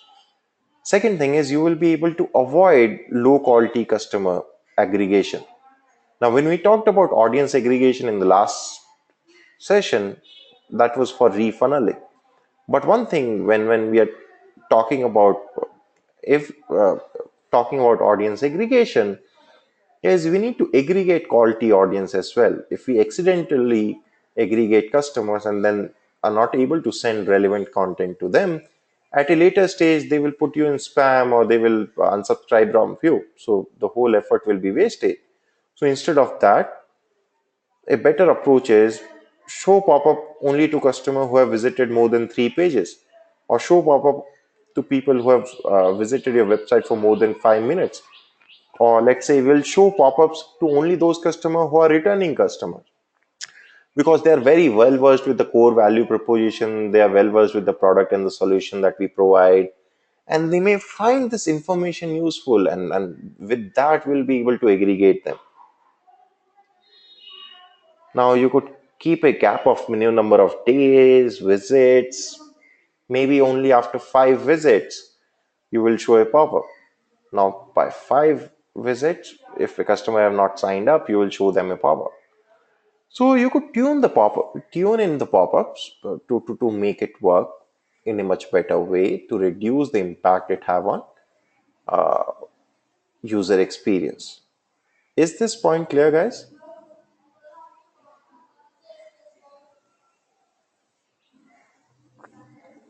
Now, what are the different types of pop-ups that are being used in the market? Like, as I mentioned, central pop-up and the side pop-up are being the most are the most commonly used pop-ups. Then you have pop-up under call to action. These kind of pop-ups are being experimented a lot, are in experiment a lot. In case of Kissmetrics, they utilize different types of pop-ups to see like what works, what doesn't work, at which page, what type of audience and all. So this is one unique kind of pop-up that they have, which is a call to action kind of a thing. You could minimize this as well. Same. Now, inside article call to action is an interesting one. So there is no better time to convert of a customer, to aggregate customer basically. There is no better time to aggregate a customer than when they have just read through the blog page. So that's the time. Like if you read through a blog page, that means that blog post was that interesting, at least that you read through it. Now, at the end of the blog page, if you are being provided with the option to sign up for the newsletter, there is high probability that you will opt in. So there is no better place to have this kind of a call to action being provided to customers than at the end of the blog page. That is one. Then you have for free trial or for a simplistic call to action as well, guys. Like in case of Kissmetrics, as I mentioned, they experiment a lot with call to actions and pop-ups. So you will see on different blog pages they have inside article call to action. Sometimes the call to action is in between the blog post itself, and that gives them a lot of high engagement. Now, sidebar call to action is again one of the most prominently used call to action for most of the blog platforms, because it doesn't interfere with, it's a static one, as well as it doesn't interfere with the content on the page. So it really works well as well. Now, what are the tools that you could utilize to create different types of pop-ups, experiment with them and tune them? Subscriber Magnet is a tool, Bounce Exchange, Pop-up Domination, Sumo.me, Opt-in Monster.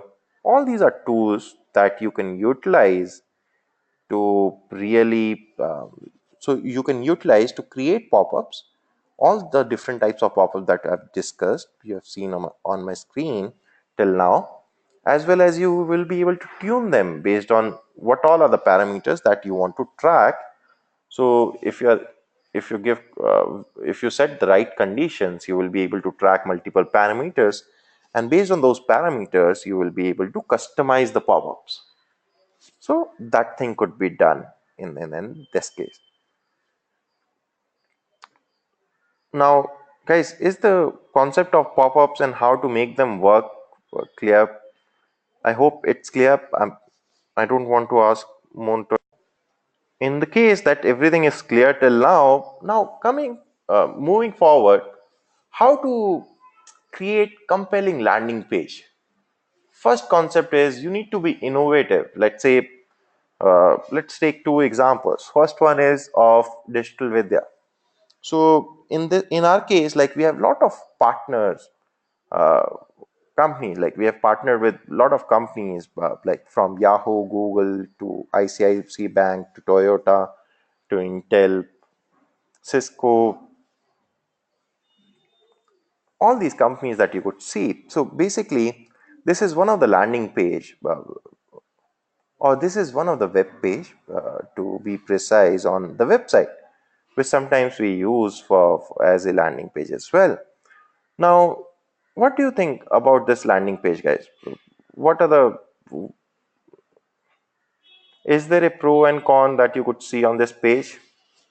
Like, if you land onto this page while exploring Digital Vidya's website, would you have signed up, or like what would have worked or what would have not worked? Like, if you could just explain, or if you could just comment.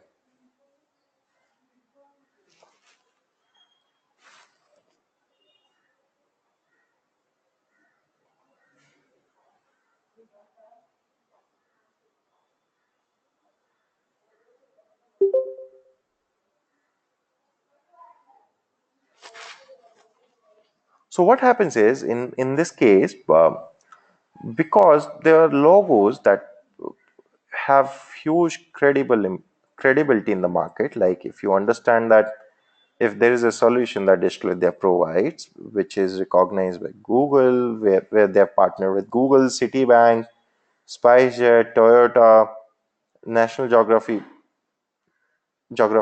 So it builds up the trust, it builds up the credibility of the solution, and it creates a compelling case for people to sign up.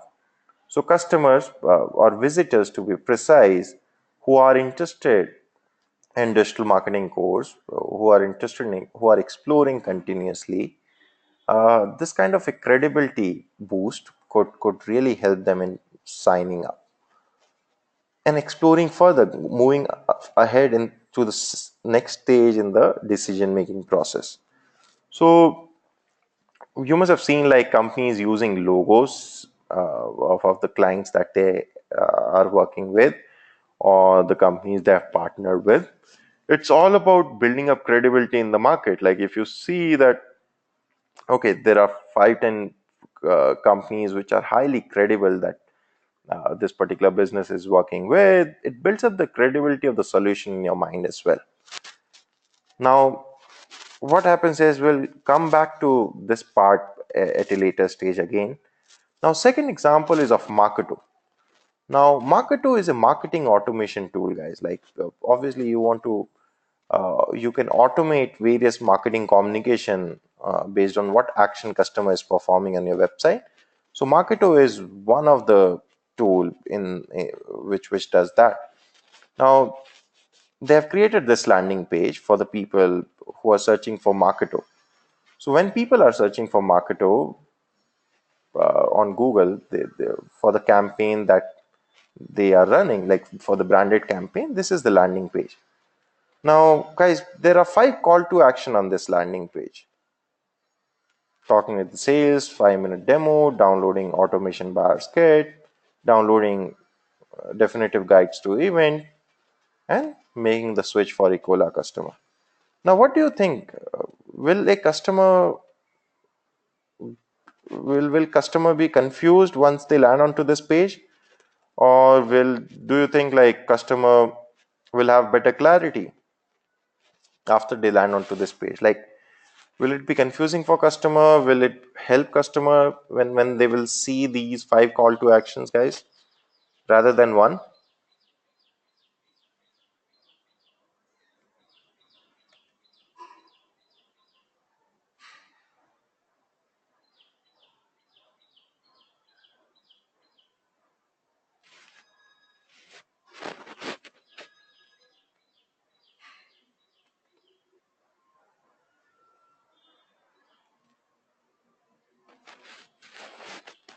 So basically, one other thing is,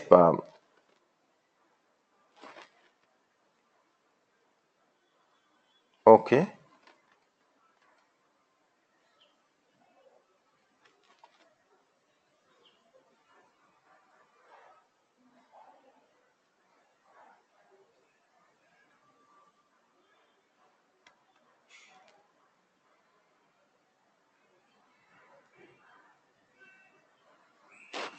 Okay, so basically, these 5 call to action will help customers. Now, why? Why not? It will confuse because if you closely look at these call to action, each one of these call to actions are complementary to each other rather than competing. So depending on the stage customer is in, if you remember the second part of last session, guys, depending on different stages that customer could be in, if you're providing the right call to action to them, it will help them. So a customer who is in the early stage of researching about marketing automation or events, for them, like, these call to action could work well. For a customer who is interested, who understand marketing automation, who is exploring tools, comparing them, for him a 5-minute demo is the only call to action that makes sense. For a customer who is in the advanced stages, where he wants to get the price point and do comparison, for them talking with the sales guy is the only call to action. And this one is for Ecola customers. So Ecola is the competitor of Marketo. So this particular call to action is directed to those customers only. So each one of these call to actions are complementary, and depending on what stage customer is in, uh, they will find the relevant call to action. Now what happens is, if you click on, let's say if you're searching for Marketo, okay, now you are aware about Marketo as a tool, but uh, we are not sure, like, at which stage you are in. You may be in the early stages of exploring, and you must have heard about Marketo from someone, or you must have read about Marketo on some blog post, and then you are searching for it. You may be a visitor who visited the website once or twice. Now you're looking for demo or understand Marketo in detail. So you may be searching for it. You may be Cola customer, and then you're searching for it. So there could be multiple customers, like different segments of users who could be searching for the brand keyword with different objectives. So this kind of a landing page could fulfill most of the objectives in that scenario, guys. Does that make sense?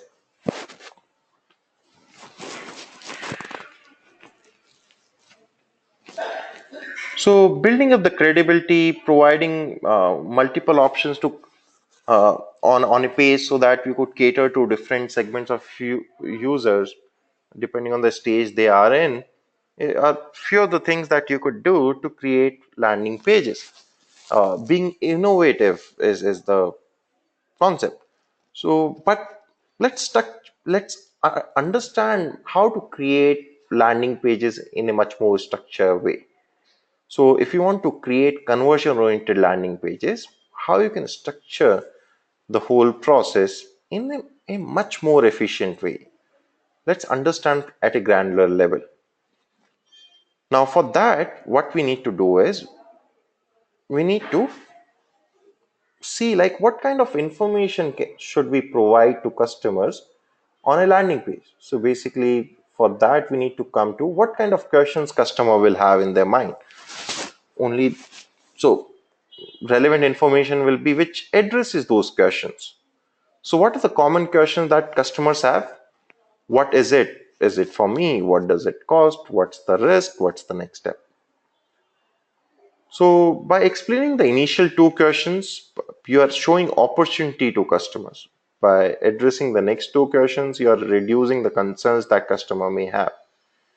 And by addressing the fifth question based on readiness, we are providing the right call to action. So basically, how you will be able to address the question number one, what is it?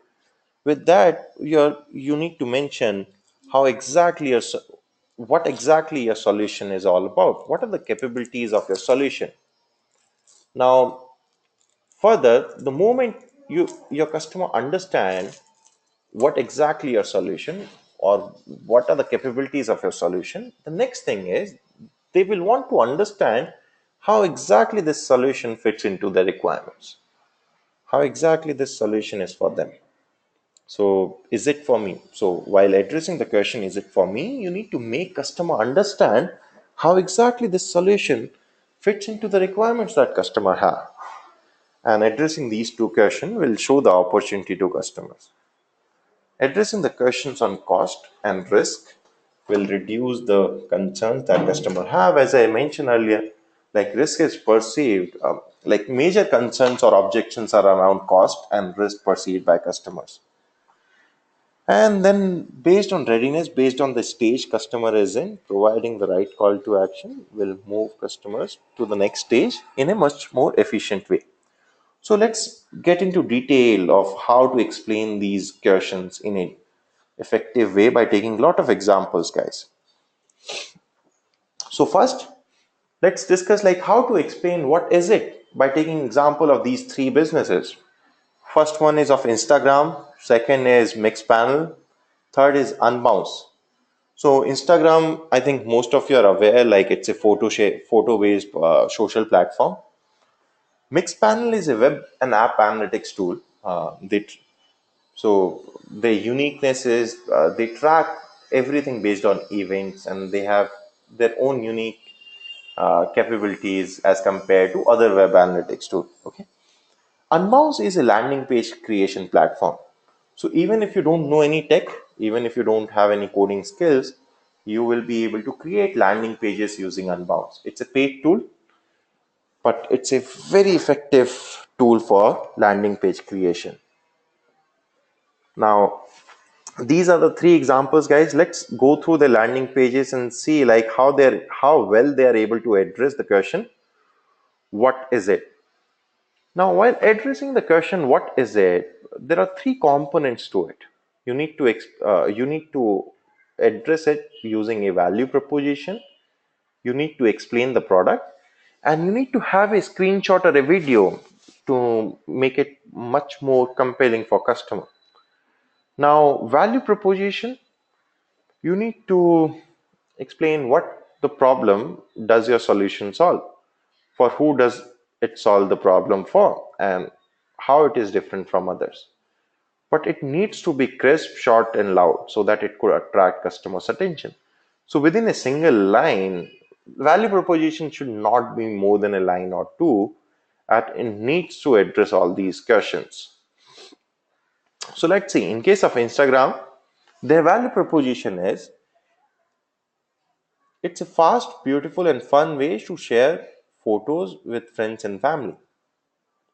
Okay, so that's their core value proposition, which gives you a fair idea that it's a fast, beautiful, and fun way to share photos with uh, your photos with friends and family.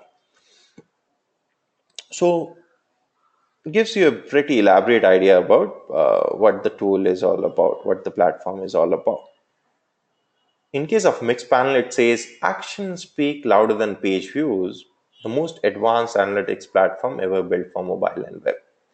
Now, in case of Mixpanel, their emphasis is they don't track page views and all. They just track customer journey based on what action customer is doing, and that's what they promote. Like that action speak louder than page views. That's what they track. That's what their emphasis is, and it helps any business if they track this way. So actions speak louder than page views. The most advanced analytics platform ever built for mobile and web is the value proposition of Mixpanel. In case of Unbounce, their value proposition is the fastest and the most powerful do-it-yourself landing page platform. Create, publish, and optimize landing pages without IT. So basically, it's the fastest and the most powerful do-it-yourself platform, landing page platform. You will be able to create, publish, and optimize landing pages without any IT help. So that's the value proposition. So guys, among these three examples, what do you think? Like which one have the most compelling value proposition according to you?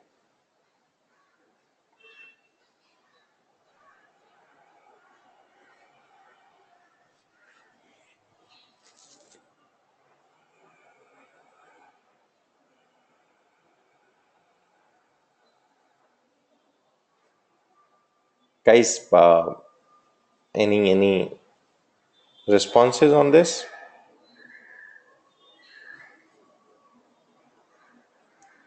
Which one gives you a pretty fair idea about the tool, or all of it? Like if you have to choose one among these three, which one it will be?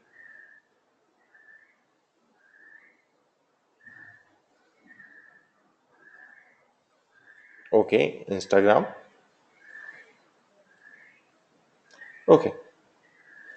Now, coming to the second part of addressing the question. So, you need to explain the product as well. So, you need to build upon the value proposition. Now, why to explain product? So that to create more complete picture in visitors' mind. Now, you have created a overview by making them go through the value proposition. Now, you need to explain the product so that to create much more complete picture. So in case of Instagram, they say snap a picture, choose a filter to transform its look and feel, then post to Instagram, share to Facebook, Twitter, and Tumblr too. It's as easy as Bytes photo sharing reinvented, and it's free. So they're mentioning that within just 2 or 3 clicks, you will be able to uh, from clicking the picture to posting it on Instagram, it will be just 2 or 3 click process, and you will be able to share the picture to Facebook, Twitter, and Tumblr too. So it's as easy as pie. So basically, it helps you in they build upon the headline, they create much more complete picture about the solution in customers' mind with the product explanation. In case of mixed panel, they explain in 4 different objective points that you will be able to do segmentation. You will be able to do segmentation with mixed panel. It's the most flexible way to slice and dice your data, and it's real time. You will be able to do funnel analysis, the most flexible and easy to use and beautiful way to improve your conversions. You will be able to do retention analysis. You will be able to better retain your customers. So visitor retention is the best way to tell how valuable your application is. And in terms of integration, it takes less than 10 minutes, and it's incredibly simple. So these are core 4 points that they're promoting to explain their product capabilities. Now, in case of Unbounce, what they did, they after the value proposition, they're saying use a template to create a landing page in minutes. So within minutes, you will be able to create landing page by selecting a template. Optimize for higher conversion rate with simple A/B testing.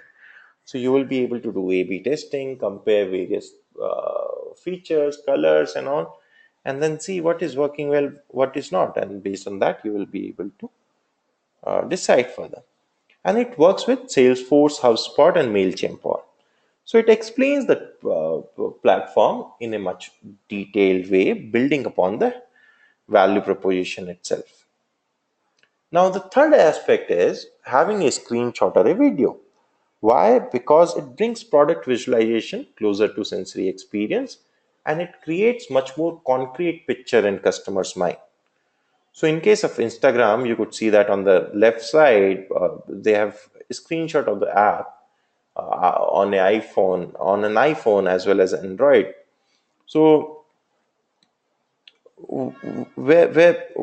how it could help, like customer could directly see that, okay, they have mentioned that it's just 3 steps. They have uploaded a video or a photo. You just need to select the filter, whichever is good to go, you just upload, and your photo is posted.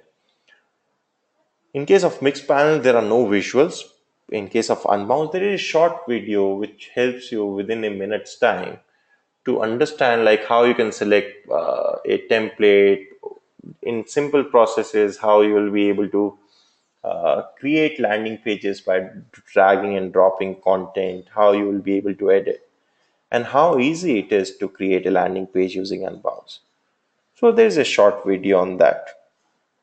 So these are 3 examples, guys, which are trying to explain. These are 3 different businesses with all these landing pages. They're trying to explain what their solution is all about to you. Now, what do you think, guys, among these 3 options, which one is the most compelling one? Like, if you have to choose one, which one is the most compelling landing page at a overall level?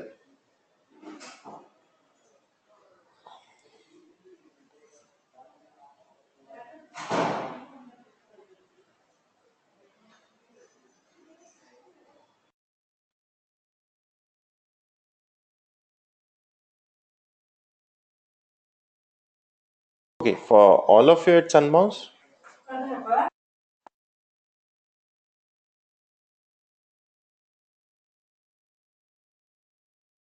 Okay, so that makes sense as well because it's explaining the tool in a way where anybody could understand. Like it's a complex tool. Nobody like will have an idea like okay, this kind of a tool could exist, but they're explaining things in so much simple way where anybody could understand.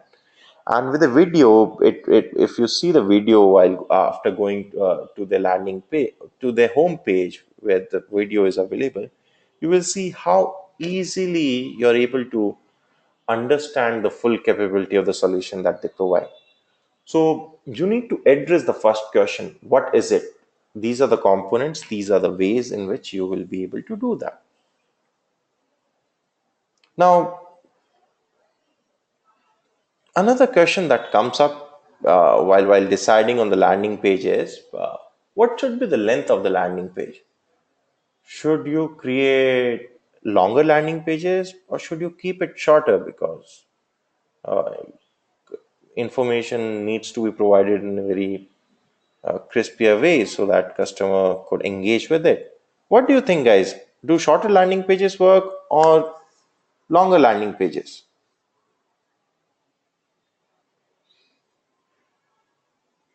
Okay, shorter and simple, shorter. Okay. I think that's happened with all my batches, other than just one batch. Everybody said 100% of the batches have said in those other than one batch, like 100% of the people in other batches have said like it needs to be short. But don't you think, guys, customer is primarily in the research mode. They have a lot of questions in your mind. You have a lot of questions in your mind when you're visiting websites. If you just have a short landing page, will that be can that create compelling case in your mind?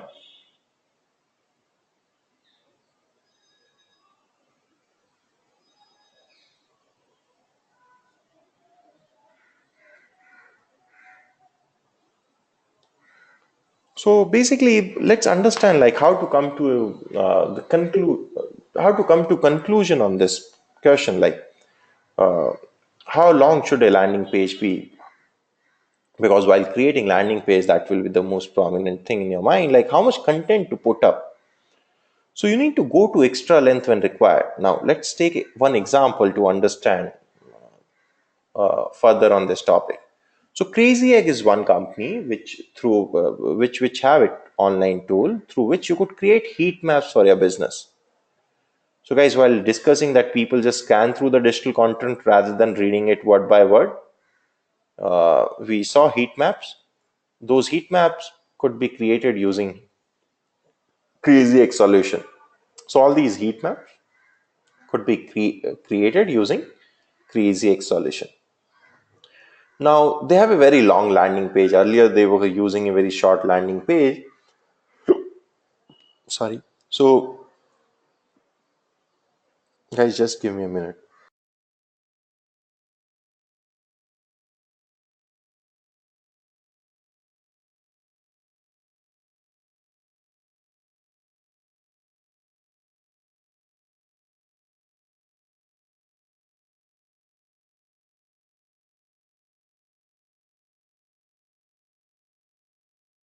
Yeah, sorry guys. So basically, they have a very long home page right now, which is the most prominent landing page on their website. So let's go through that and understand what are the things they are explaining, and then see the difference in performance between the shorter landing page and the longer landing page. So in the longer landing, so this in the home page, they start with the astonishing power of eye tracking technology without higher cost. All the most powerful secrets, tips, and tricks that have ever been written on heat map and how you can apply them to your site. And there is a short video which explains like how you can create heat maps using Crazy Egg and how you can utilize it to generate insights. Now, if you scroll down, they explain in detail what is heat map. So for starters, like there could be customers who are not aware about any of these aspects. So they explain what is a heat map, and they provide a call to action for customer to see the heat map for their website. Now, if you scroll further down, they have this content. First one is on the topic like a brief history of eye tracking and the origin of heat maps, where they're talking about 1879 when there was this French scientist, Los Emil uh, Jawal, who started working on understanding like what are the like understanding the eye movement of customer while they're reading. Now that equipment was very exclusive and all. Now if you scroll down, then the next article is on the astonishing power of eye tracking, but without higher cost. Now they're talking about 1980s, where eye tracking was used to see whether people were reading or noticing advertisements in magazines. That was a crucial thing. But how big was the machine? This big, and it was built up at a huge cost. So only very rich magazines were able to, highly capitalized magazines were able to buy these machines to check for the attention that advertisements in those magazines were able to attract attention or not. So they're talking about 1980s where the machine was able people were able to build machine, but it came at a huge cost. And now in case of Crazy Egg, you don't need to anything, you don't need to have this kind of a machine, you don't need to spend money. I think the subscription is anywhere between, they started with $10, $15. Now I think with $100 or $150, check it. But it's almost at negligible cost as compared to what it was during this time. Now, if you scroll down, they are talking about this particular study which the professor did at Carnegie Mellon, which reveals that 88% correlation is there between mouse and eye movement. So, what Crazy Egg do is they track your cursor movement, and this particular professor study reveals that there is 88% correlation between mouse and eye movement. So basically, by tracking the cursor movement, you are able to track where customers' attention is, as there is 88% correlation between these two. And there is a call to action, lot of other content as well. And they had a lot of content below it as well. So earlier they were using a shorter landing page. Now they've built up a very long, lengthy landing page explaining all these stuff, starting from the video with lot of call to action being provided. And there, you must have seen a lot of landing pages where you have, which are very long, have call to actions multiple time, explaining, persuading you, and all. So that's how they did. And with the longer version, the conversion rate improved to 510%. Like the conversion rate improved by 510%. So that's a huge upside, guys. Like as compared to the shorter version, the longer version worked almost 5.1x times. That's a huge upside for any business. But does that affect every other business? In case of SEO Moz, earlier they were using a shorter landing page. Now with the longer landing page, they got 170% increase in conversion rate. But again, does that happen with every business? No. In case of Pipedrive, earlier they were using this longer landing page. Now they've reduced the size. With the shorter landing page, they are able to see 300% increase in conversion rate. Now, how to decide what should be the length of the landing page? Basically, you don't decide, you let your customer decide. You just do A/B testing. So guys, are you aware about A/B testing?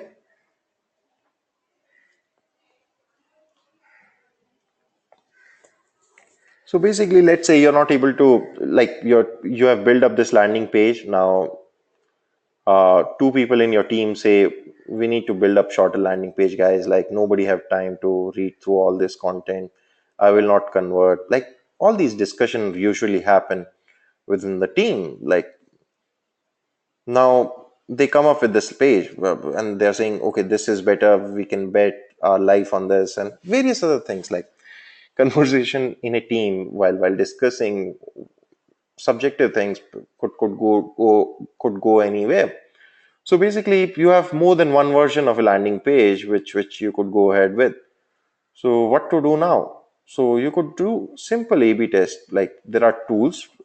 Either you can utilize a tool like Unbounce, or Google have a free tool called Google Optimize, and or your tech team could build up your own internal condition on the landing page itself. So let's say you divide the traffic between these two pages. 50% of the people who will be landing onto your home page will see this page. 50% other 50% will see this, and this can be done with any of these tools that I've discussed, from Unbounce to Google Optimize to your, like, your tech team already putting up some condition in the code itself. Okay, now what it will help you in analyzing is which one is giving you better conversion rate. So when you let your customer speak, you get the best result, and then you will be able to decide which one to go move forward with. Once you get the statistically significant number, you can judge and decide to move ahead with the one version which is working better. And in this way, you in a way you will be able to see parallelly, uh, with transparency, what works, what doesn't work, in a very objective way. Is this clear now, guys? Is the A/B testing clear now? Let me know if you have any questions or doubts. So basically, testing your two variants of the same content. Like in case of ads as well, I think most of you must be aware if you have attended any of the session. Like for any ads, from search ads to display ads, to do content on Facebook, like you just do A/B testing and see which one is working. It may not be just two variables or two version. It could be like 10 pages, 10 variables that you want to test, and you could do that simultaneously. The only thing is you need to have traffic so that you get to a significant number over a period of time. Now this was all about addressing what is it. We saw that by taking three examples of three businesses. Then we discussed like how to decide if a landing, what should be the length of the landing page. Do shorter landing pages are better, or the longer landing pages are better? Now the thing is, coming back to like what else can we do? Now we need to address the question, is it for me? Now customer have understood what the solution is all about. When you have addressed what is it, now you need to address the question, what is, basically after explaining what your solution is all about, now you need to make them understand how exactly it is for them. Or now the best way to do that is to speak in language of your visitors, letting them see themselves in the picture. So the one of the best example is using a testimonial and then explaining the product in customers language. So Highrise is a CRM solution. This is the landing page. They have a customer's image here. This is his account. This is his testimonial. It says CRM solution is a customer relationship management system, guys. It says testimonial says searching through old email conversation was a pain. Highrise makes it easy to remember everything. Save and organize notes and email conversation for up to 30,000 customers and contacts. Keep track of proposals and deals. Share the status with your company, department, or team. Never forget to follow up. Get a text message or email so you never forget to make the call. Over 60 feature add-ons. So within customers' language, that save and organize notes and email conversation up to 30,000 customers. Keep track of proposals for Keep track of proposals and deals. Share the status with your company, department, or team. Or You will be able to do follow up. You will be able to get the text message, email, so you never forget to make the call. So that's the core way to make you understand this solution is for you. Now, what else can you do? So you can use customers worldview, like in this case this is the example of flow as a tool. Guys, just give me a minute.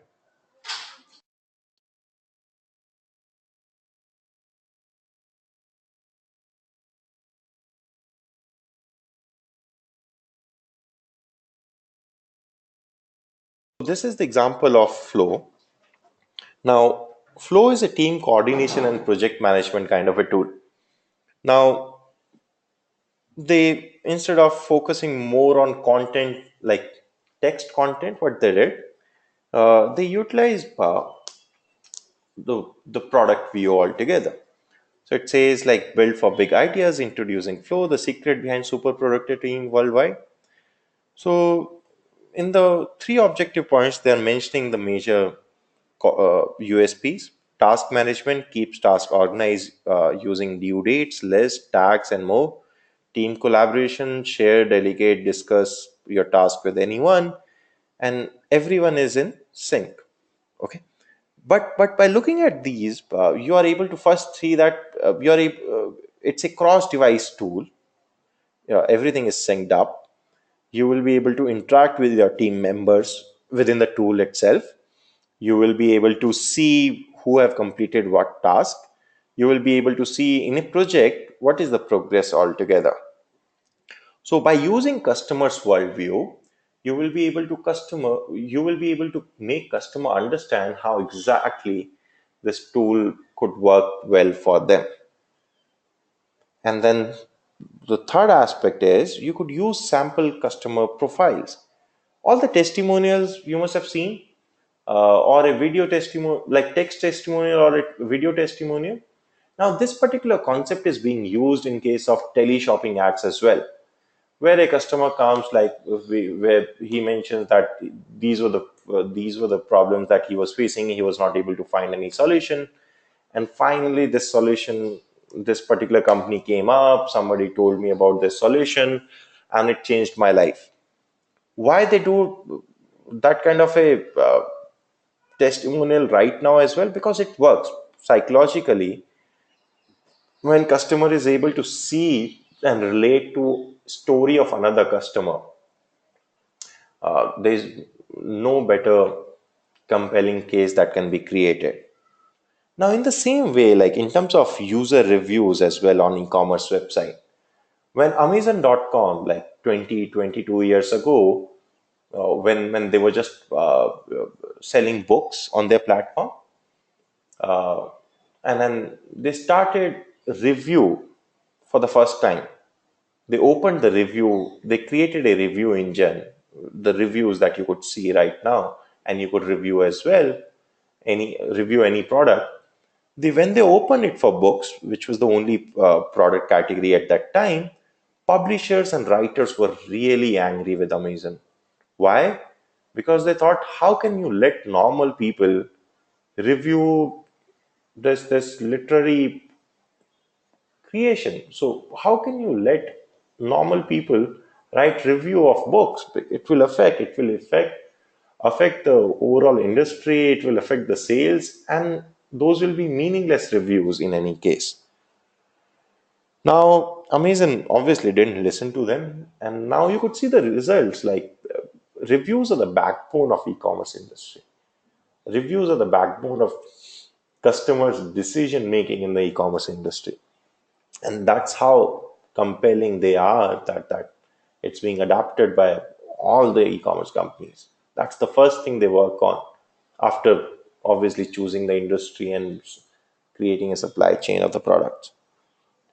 So user reviews are crucial part, not only from a business side to get more conversion. Why it get more conversion is because it convinces users, because they could relate to several journeys. You could see yourself as well that more reviews you are able to relate to, and more those reviews are able to convince you, higher are your chances of converting off. And more than anything else, like even if the seller rating is average, if you believe, okay, product may not be, brand may not be that great, but if you see great reviews, like balanced reviews on that product, and if you through reviews you are able to see, okay, this product fits into my requirement, you will buy that product. So reviews create a compelling case for customer to buy. So these are three ways in which you could make customer understand how exactly your solution fits into their requirements. Is this point clear, guys? Like, is this part clear on how to address the question? Is it for me?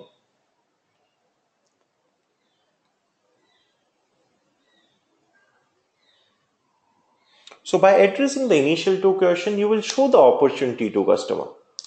It will create motivation for customer to explore further. Now, coming to more interesting part, the next question that you need to address on a landing page is, what does it cost? Now, when we talk about cost, we generally think of money. Obviously, money is involved, but in terms of cost, you need to be transparent on the time and effort customer need to put in. If basically customer need to learn new things, convince team members. In case of B2B businesses, it's a lot of things that they go through, risk of wrong decision, data import, integration. So you need to be transparent on as many things as possible which are crucial for customer, other than money as well, so that to reduce the concerns that they have.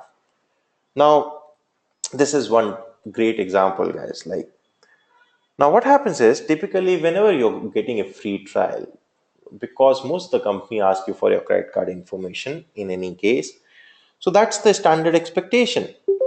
So even if a company is providing with a free trial, you believe that, okay, it will ask you for credit card information. That's not a feasible idea for you. Maybe you will forget to unsubscribe even if you don't like, or you will do at a later stage, or you don't have your credit card right now, or you don't have a credit card altogether. Now, mentioning it at the call to action level only, you will be able to mentioning that you require credit card or not require credit card, you will create much more friction free journey for customers. Second thing is, like in this case, they've said 30-day free trial, set up in 5 minutes, no credit card required. Now, see, it's not just about cost. Like, even if you're getting it for free, there could be chances where you feel, okay, it will take 15 minutes to sign up or half an hour, I will sign up tomorrow. Okay, but if it's mentioned upfront that set up in 5 minutes, you will think through and then so see that, okay, it will just take 5 minutes, let me quickly sign up on this. So it's all about playing around, understanding customer psyche, and then based on that, creating a compelling case to engage them. In every case, like, if let's say there was a variant one of the call to action which just said in capital 30-day free trial, sign up now, and the second variant is this would get much more clicks and much more sign up altogether as compared to the first one, because of the because of the mention of setup in 5 minutes and no credit card being required, because that's another, those are other crucial part that are really important for customers. So if you explain in terms of the effort time that customer needs to put in, if you do that, it will create much more compelling case for customer to move forward. In the same way, like this example gives you much better clarity. Again, they're giving you a free trial, guys. Like, it's a tool which helps you in creating landing pages. Okay, let's say it's unbounce only. So it says increase your website sales and conversion. Now try it for free. Now let's say it was saying that much, like 30-day free trial. uh, Unbounce have already mentioned you don't need any tech help and anything else. Again, at the moment of signing up, you will feel at least basic knowledge of HTML will be required, at least basic coding will be required. I will sign up tomorrow. But at the level of sign up, at the moment of sign up, if they're reiterating the fact that no, explicitly they're saying no coding or HTML knowledge is required, try it for free now. It creates a much more compelling case because customers who will not be well versed with tech or coding or HTML will be creating landing pages, and that's how the business is growing. Unbound's business is growing, and all these landing page creation platforms are growing tremendously. Now, still, customer will believe basic knowledge will be required, some understanding will be required. Reiterating this fact at the call to action level will make more people sign up altogether. Do you agree, guys?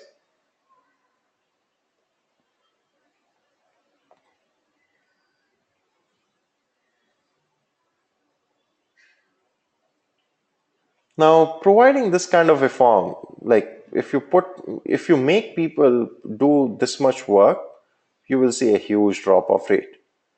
So you need to reduce the number of fields. If you can't reduce the number of fields, you need to provide a better interface, better structure to the form so that customer could be engaged during the form filling as well. Customer could feel engaging during the form filling as well. Bharat, obviously, it's a business call. Like if your business requirements or if your KYC, like if you're opening a bank account, there are documents required. Like you can ask if you require that much information, but in certain cases, it's the process. In certain cases, business wants to get more information to profile their users in a much better way. In certain cases, they do it anyways. But lesser the number of fields, as I suggested earlier. If you have just one field, you will have the highest number of people signing up. The- eh, with every new field that you add to that form, there will be a drop off rate that will increase. And if you have a website like which have a bit of traffic, you could experiment and see that. And it's intuitive as well. Like so you just create one field which is asking for email address. That's all. You will see a sign up rate. If you will increase one more field, you will see a drop in sign up rate. Further, with every new field that you add, there will be a drop off rate. But nobody thinks that when they're thinking of the business or what, like people when they're thinking of what information they want to get from customer, nobody think that okay, these many fields will be too much for customer to fill up. It will impact their experience. It will reduce the drop off rate. Only when they have built up the website, everything is done, campaigns are on, when they're not getting sign up rate, people think why they're not getting sign up rate. Then they conclude, okay, maybe there are number of there are more number of fields, people are not feeling compelled to fill up those. So these are the important factors you need to really decide while you're setting up the business itself, so that inefficiencies could be reduced. Now, being on an email list is also a cost. So let's say you have aggregated customer. Now you're not providing them with high value content. They are spending every week, they're spending 5 minutes to open your email, go through your content, and they're not finding relevant content. What they will do, they will unsubscribe from you or put you in spam. Being on an email list is also a cost, so you need to be really visual with what you're sending to customers. You need to make sure that you're sending high quality content that customer could find engaging. So because being on an email list is also because they're putting up effort, time, and then they could do it once or twice. After that, they will unsubscribe or put you in spam. So when we think of cost, other than money, time and effort are the most crucial aspect. that you need to take care of. More transparent you become on those part, higher will be your sign up rate. Now, addressing the question on risk. Now, majority of the risk are perceived around extra cost. Basically, return policy, refund policy, extra cost, after sales service cost. These are the major points around which customer perceive risk. How you can minimize risk? By addressing concerns on these factors, by creating familiarity and show social proof. So for addressing money related concerns, I think a majority of the digital business have sorted this out. In case of e-commerce players, they provide you with 30-day return policy or 10-day return policy. They have they have authentication guarantee of the products, like they refund you in case like products are not authenticated. You don't get the authentic product and delivered to you and all.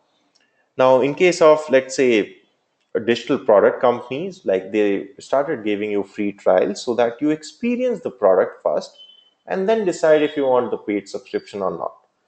Netflix, Apple Music, and all these digital products which provide you with a free trial of 13-day, 15-day, 90-day are there, which makes you understand, makes you use the tool for a certain time, make you use the product for a certain time, and after that decide if you want to continue the subscription or not.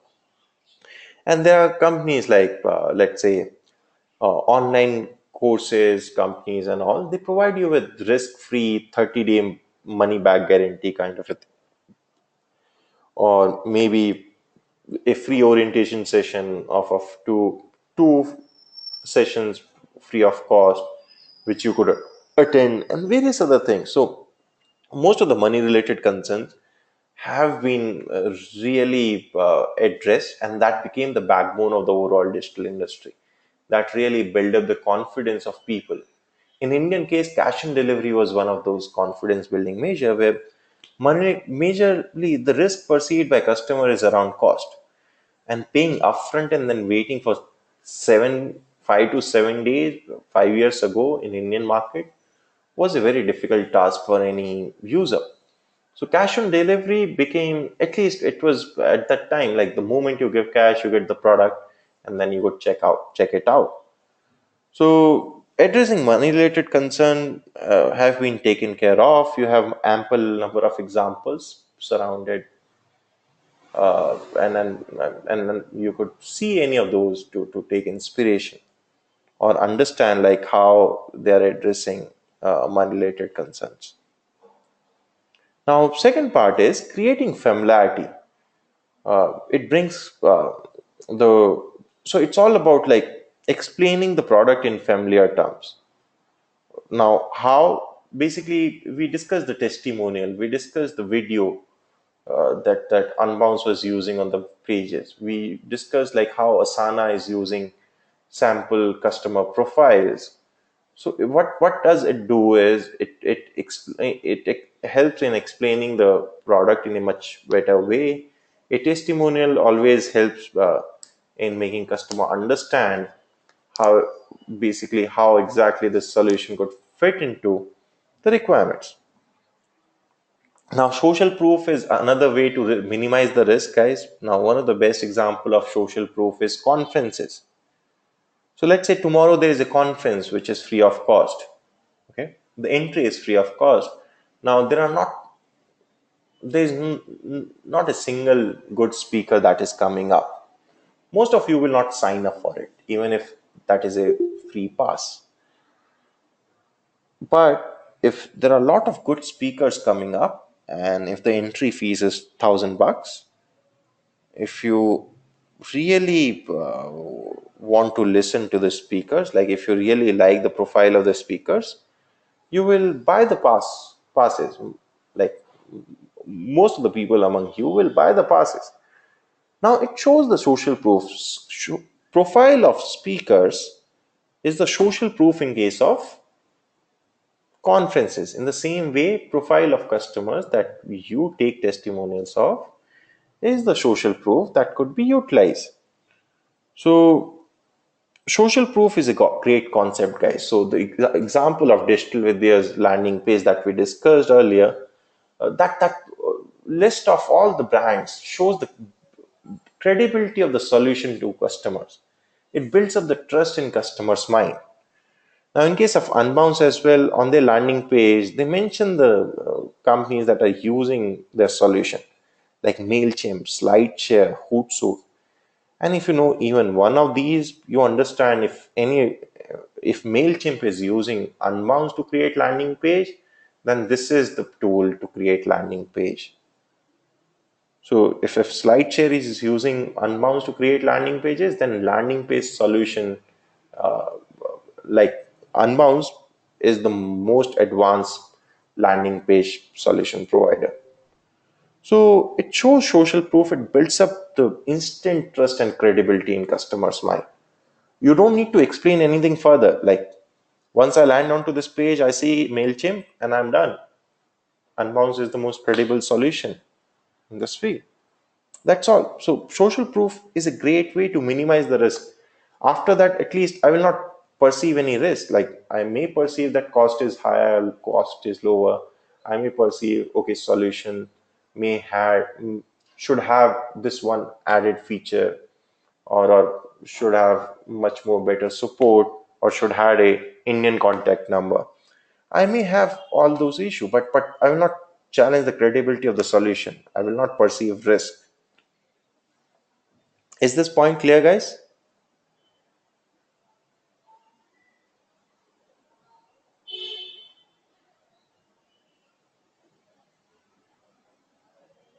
Okay, just a minute. My slides stuck. Okay, yeah. Now, coming to the fifth question, what's the next step? Now, you have explained the solution by addressing the question, what is it? We explained like how exactly it fits into customer requirements, customer needs by explaining the question, is it for me? Then you have addressed the question on cost. Cost doesn't involve just money, but time and effort and various other things that you have addressed. You have learned that how to address the questions on cost, how to be more transparent on cost, how it could be helpful. Then we discussed like how to minimize the risk perception. So how to address the questions or concerns that customer have around risk. So I've shown the opportunity to customers, reduce the concerns. Yeah, now you need to provide them with the next steps. Now, how to provide them with the next step? So this is one great example, guys. On these are different call to actions that are available on Kissmetrics website on different web pages. So this is not a single web page, guys, which it looks like, but these call to actions are taken, like a screenshot of these call to actions are taken from different web pages on Kissmetrics website. Now, see, one thing you need to understand, like while we discuss the flow, user flow on Kissmetrics website, the ultimate objective is to make people sign up for their tool. That's the goal. That's the singular goal that they have. There are no added product. There is no added service that they're providing. All they are doing is, all they want to do is, they want to create a journey and create a very broad funnel so that more and more customer could come up in that funnel. Now, customers who are visiting different pages on Kissmetrics could be in different stages of the buying funnel. So first one is a generic call to action. Second one says, why do industry leaders and hundreds of customer backs us? Learn why Kissmetrics is different. So there could be a set of customers who want to understand how and why Kissmetrics is different. So for them, this particular call to action could be the call to action they may interact with, they may feel most compelled with. Now the third call to action is learn how Kissmetrics caters to your business model. Now there could be a set of customers who understand, okay, what web analytics is. They were aware about Kissmetrics as well. They got to know and then understood each and every aspect of Kissmetrics. Now they want to know how Kissmetrics could be customized for their business model.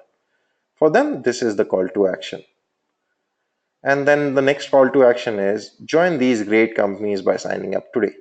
And below this call to action, there was list of companies that are using Kissmetrics as a web analytics tool. Again, as we discussed the concept of social proof in the previous slide. And the last call to action is request a demo today. So want to learn more about us? Let's talk. Request a demo today. So basically, those customers who still want to know more about Kissmetrics, wants to talk to understand Kissmetrics in a much better way, for them, this is the call to action. So these are different sets of call to action which could appeal to different customers depending on the stage they are in the decision making process. And that's where I've been emphasizing that in this from the session number one, more personalization you create, better engagement that you will get, a better movement of customer from one step to another you will get. So it's all about creating much more personalization.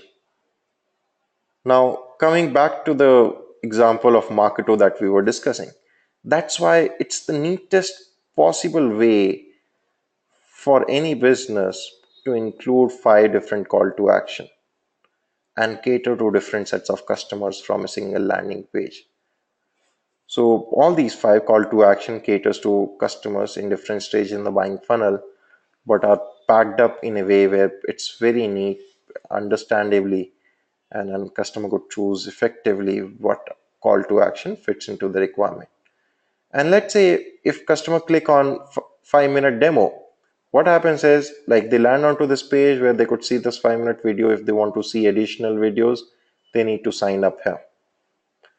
If customer clicks on downloading marketing automation buyer's kit, they click here. They land onto this page where on this landing page, it's explained like what they could expect from this kit. And on the right side, there's a form where customer would sign up to download the marketing automation buyer's kit. So in summary, guys, these are the 5 major questions that you need to address while creating a landing page.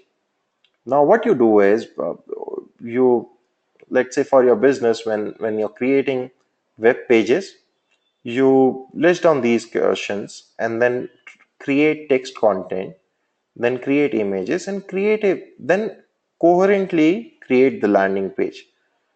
But you need to make sure that all the points that we have discussed in today's session are part of it, because you need to address all these things to make it much more compelling for customer to convert off. So guys, are these points clear on how you can address all these questions to create compelling landing pages? Will you be able to create landing pages now? Conversion oriented landing pages now. Obviously anybody would have created landing pages earlier as well.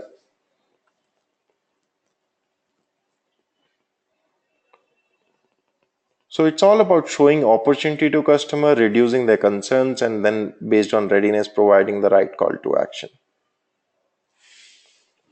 So with that, guys, we have just ended today's session. We are just through today's session. Let me know if you have any questions or doubts.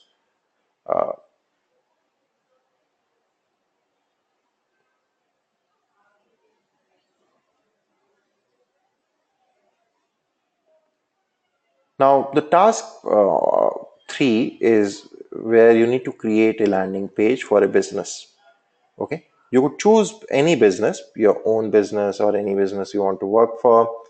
You could choose any business. You need to create a landing page based on the concepts that we have discussed just now for that particular business. So go through these questions again, and then based on that, you need to complete the task. Will you be able to do that, guys? I hope you will be.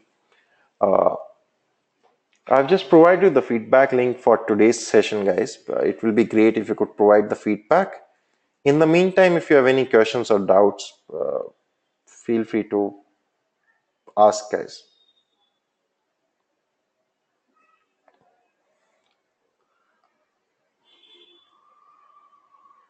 Now, as I mentioned earlier, next session is the last session of this module. So it will be great if you could just go through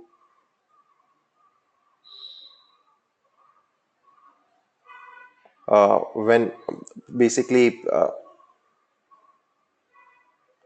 basically this is the last week for you to go through the task.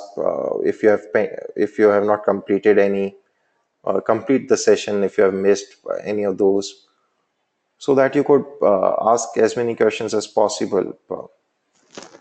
You could reach out to me over email. I've just provided my email address as well, guys.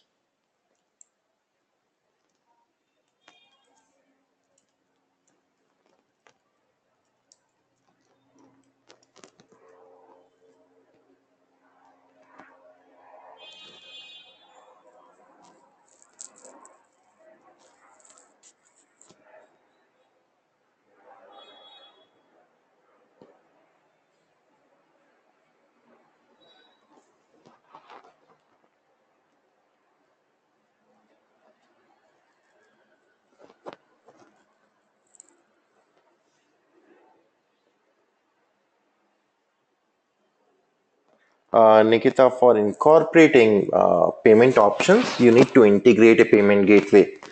Like for payment gateway, InstaMojo, Razorpay, CitrusPay, all these companies are there. You could explore them, or you could just do a Google search of uh, how to integrate or options of taking payments on a website. Okay, so you could read through that.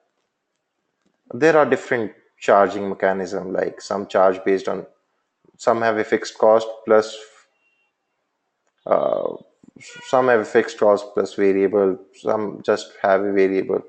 So go through that. That's a different game altogether. You will see they do charge, obviously. There's no free provider as such. Some have a setup charge as well, some don't charge any setup fee. But ultimately, on transaction, everybody charges.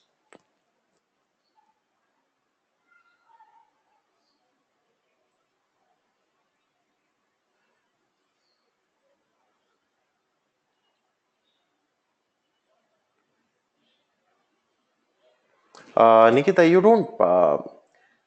You capture these email address from landing pages, but you store somewhere. If you have a small scale, you could do it on an Excel sheet or a Google sheet. There are add-ons that comes up depending on how you're creating landing pages, on which platform you're doing it. There are add-ons through which you could do that. Or while for big companies, what happens is they store values in their server. So they store your information. Let's say Flipkart, in their servers, your whole history of what you have bought, what you have explored, how many times you have came up to their website, visited their website in last 7 years, what are the products that you have seen, bought, all those information is stored there. Bharat, I don't think there are any free landing page creation platform. There were a bit, but they started charging. So all the good landing page creation platform have really gone. So have it really started charging. So you have a lot of tools that provide you with a free trial, like 30-day free trial, 60-day free trial, including Unbounce, which provides you with 30-day free trial, which is the market leading solution in this space.